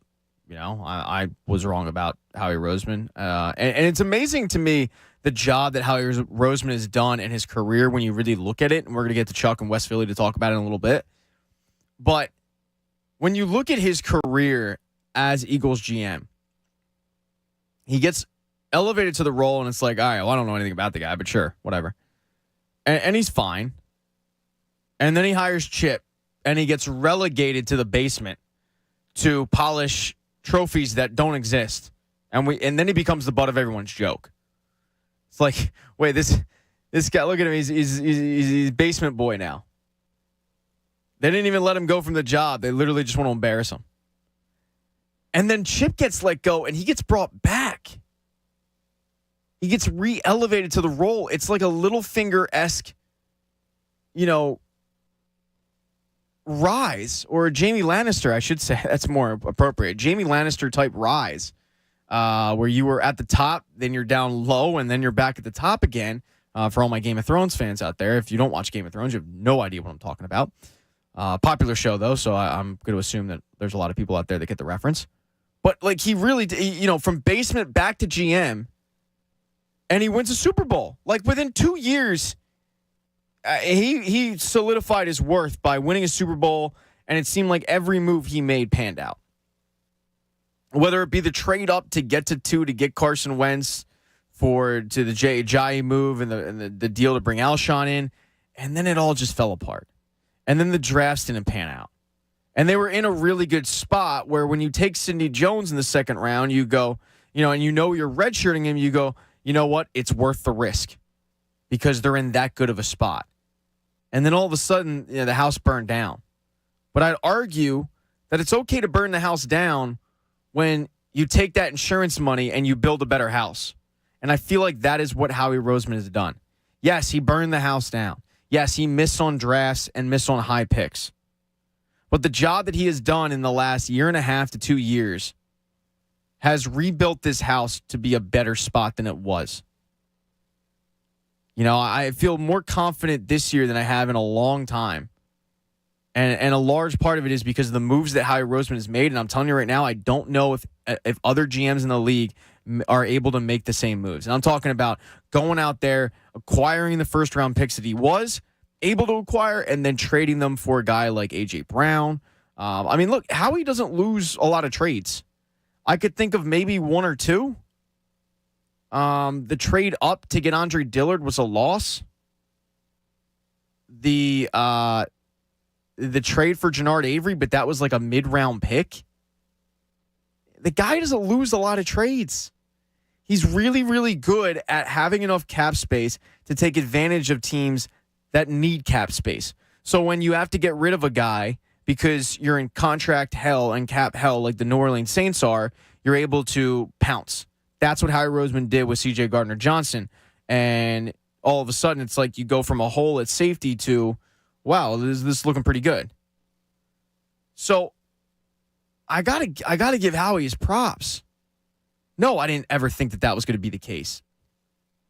Especially 1.5 years ago, 2 years ago. I didn't think I was going to be giving Howie his props. And yet here I am. But why is it so hard for the rest of the fan base, or for a majority of the fan base, to do the same? I don't get it. He's given you reason for hope. I didn't have that a year ago. I got it now. Let's give the man some credit here. And I'm talking to the people that were out on him. I'm not talking to the people that were willing to give him a shot and were still willing to give him more time. No, I'm talking to the people that were flat out done with him, wanted him fired. I'm talking about me because I was that guy, but I've changed. I've seen the light, if you will. And Howie gave me no choice but to change. And I'm thankful for that. 610-632-0975. Let's go to Chuck in Mount Airy. Chuck, you're on the Fanatic. Hello? What's up, Chuck? Hello? Hey, what's going on, man? Hey, so I don't know if you can hear me or not. Yep, I got you. I am here to give Howie Roseman his flowers. I was a lot like you. About 1.5 years ago, the best way to describe my feelings toward Howie Roseman was, it was on sight if I saw Howie. Yeah, me too. Yeah, I was ready to lose that fight but throw hands. I was done. And, over the past 16, 17 months, like you said, it's almost like I don't know who this guy is. I mean, the draft was amazing. Jordan Davis comeback, scoop up Nakobe Dean in the 3rd round, getting Cam Jurgens. Just a hell of a draft. Acquiring A.J. Brown and still holding on to 2 first-round draft picks. going and getting James Bradbury, going and getting Hassan Reddick. His offseason is one that you think you'd see in, like, Madden's franchise mode. Yeah, it really was. Yeah, I mean, the Cam Jurgens move, and I've talked about it before in the air, but wasn't a fan of it at the time because of the fact that I wanted Nakobe Dean. I'm not breaking down Nebraska centers. I'm just not. I'm not going to be that Harry Hardo guy who acts like I was watching the tape. I wasn't. With that said, I just wanted the player they ended up getting in the third round. Anyway, like it's. I'm here to admit right now on Philadelphia radio that I was a Howie Roseman hater who wanted him gone. And then when I saw what he did in the offseason and I saw what he did in the draft and I saw what he did in free agency, it took a little bit for me to admit it that I was happy and that I was sold on it because it was pride. It was, I just trashed this guy all over my social media and trashed this guy at work. And now he's turned around and he's like comeback manager of the year. Yeah. And now I got to eat my words. Yeah, and Chuck, thanks for the phone call, man. That's what it is. I don't want to hear it from my boys. I don't want to hear it from my people at work. And I understand it. I do. I mean, especially in this industry, it's very popular in this industry to be wrong about something and just act like you never said it. I've never been one of those guys. I'll tell you when I say something stupid and just own it. I feel like that's just always better. I've always had respect for people that do that, so I try to be the same way. Travis Fulgham, 1,000 yards. This is the year, I'm telling you. But when you say something stupid, you just own it. Now, it's 2 years ago. I mean, I don't necessarily know if it was stupid. I mean, he didn't look good, but he turned it around. I got to give him credit. All right, let's kick off America's Game of the Week. When after Dylan is off the phone, but we're going to kick off America's Game of the Week. He's only one man in there. He's the D Train. He's taking tickets. He's putting people on hold, and we're gonna. Well, let me just describe America's Game of the Week. As Dylan deals with callers, been there, bro. Welcome to America's Game of the Week. Thank you. I've totally been there. It's like you all of a sudden the host is like, all right, let's do this now. You're like, dude, I'm on the phone. That's my fault. I didn't look up and see what you were doing. America's Game of the Week. I previewed it a little earlier. This is the way this is going to work. College football season is now in full swing. For FanFest tickets, we're going to be playing a game. 610-632-0975. We do this to end every Wake and Cake show. And this is going to be the college game, where I am going to give you a school and you have to give me 2 college football players from that school. All right? 2. Not currently, just all time. Here's the catch, though. This isn't going to be the main ones. This is not going to be Alabama. You're not getting USC. You're not getting Penn State. You're not getting Ohio State. All right? You're getting the harder schools. The schools that might not be known for football or haven't been good at football in quite some time. So if you want to get involved, 610-632-0975. I have a list of schools here, and I just throw one at you, and you simply have to tell me 2 college football players that went to that school. If you're able to give me 2, you're going to get FanFest tickets. It is that simple. But as I said, it's not going to be the easy schools. If you're a Penn State fan, you're not going to be able to rattle off the entire 1994 roster. It's not going to work because I'm not giving you Penn State. I might give you UPenn. I probably should write that down. Write that, UPenn. But I'm not giving you Penn State. We're going to make you work for this. Normally with this, it's 3 players, but because I'm giving you the hard schools, I'm going to give you 2. Let's start out with John in the Northeast. John, you ready to play America's Game of the Week? What's up, buddy? Let's go. John, your school is a local school. It is not University of Pennsylvania. It is Temple. Give me 2 players that play for Temple University. Temple. Let's go with Paul Pete. And let's go with... God, you got to be kidding me. Oh, the linebacker. Who was the first guy you named? Paul Peters. It's close. I'm totally off, man. And Rob Ninkovich. Rob Ninkovich is one. That's so much of a bust that I'll give you tickets. Yeah. I think you were talking about Paul Palmer. It was the running back. He went in the first round to, I think, the Chiefs. Now you can hear him on the... Hassan Reddick. I'll give you Hassan Reddick. Hassan Reddick. All right, there we go. All right. Yes. I think the linebacker that you were referring to, by the way, was Tyler Matakevich. Yes, it is that easy. America's Game of the Week. Thanks for playing, John. You just give me two guys, and that's it. He struggled his way through it. It's not easy. Temple's not really known for football. They've had a couple good teams mixed in there, and they actually have a decent amount of pros on NFL rosters, but they don't have that superstar. They have more of guys like Deion Dawkins, the starting left tackle for the Bills. They have Robbie Anderson, the third wide receiver for Carolina. They have more guys like that, so that's how you're going to have to work for this. Let's go to Dom in Philly. Dom? Hey, how you doing? Can you hear me? Gotcha, man. The school that you have is Indiana. Oh. Give me two players from Indiana football. Indiana football. Well, it's a tough one. I don't think I can even give you one. Can you give me one? No, I can't give you any. Tom, I hate to do it to you, man. I'm thinking of Jonathan Taylor, but I know it's Wisconsin. I keep coming back. Yeah, it's not Jonathan Taylor, man. I got to let you go. Now, Indiana is another school that doesn't have this rich football history. They were ranked, I think, last year, but they don't have this rich history. The name that immediately came to mind for Sudfeld. Whatever reason, and Nate Sudfeld's a good one. Trent Green was the name that came to mind for me. And then Cody Latimer, who was a second-round pick by the Broncos, bust. But they don't have this rich history. They're a Big Ten team, yet they're kind of that forgotten Big Ten team. And that's kind of the teams that I'm giving you here with America's Game of the Week. Let's keep it rolling, though. Let's go to Rob and Delco. Rob. Yeah, what's up? Rob, the team that I'm going to give you for America's Game of the Week is Memphis. Memphis. Give me, and Memphis actually has a decent amount recently. Give me Memphis. I know Memphis. I thought we said there was a running back from Memphis. My gosh, who the heck was his name? Oh, he was a really good running back. Well, they have a running back now on the Eagles that went to Memphis. Gainwell? Gainwell's one. Give me another one. Oh, my gosh.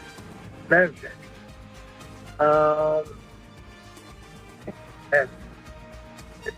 Wide receiver, lineman, quarterback.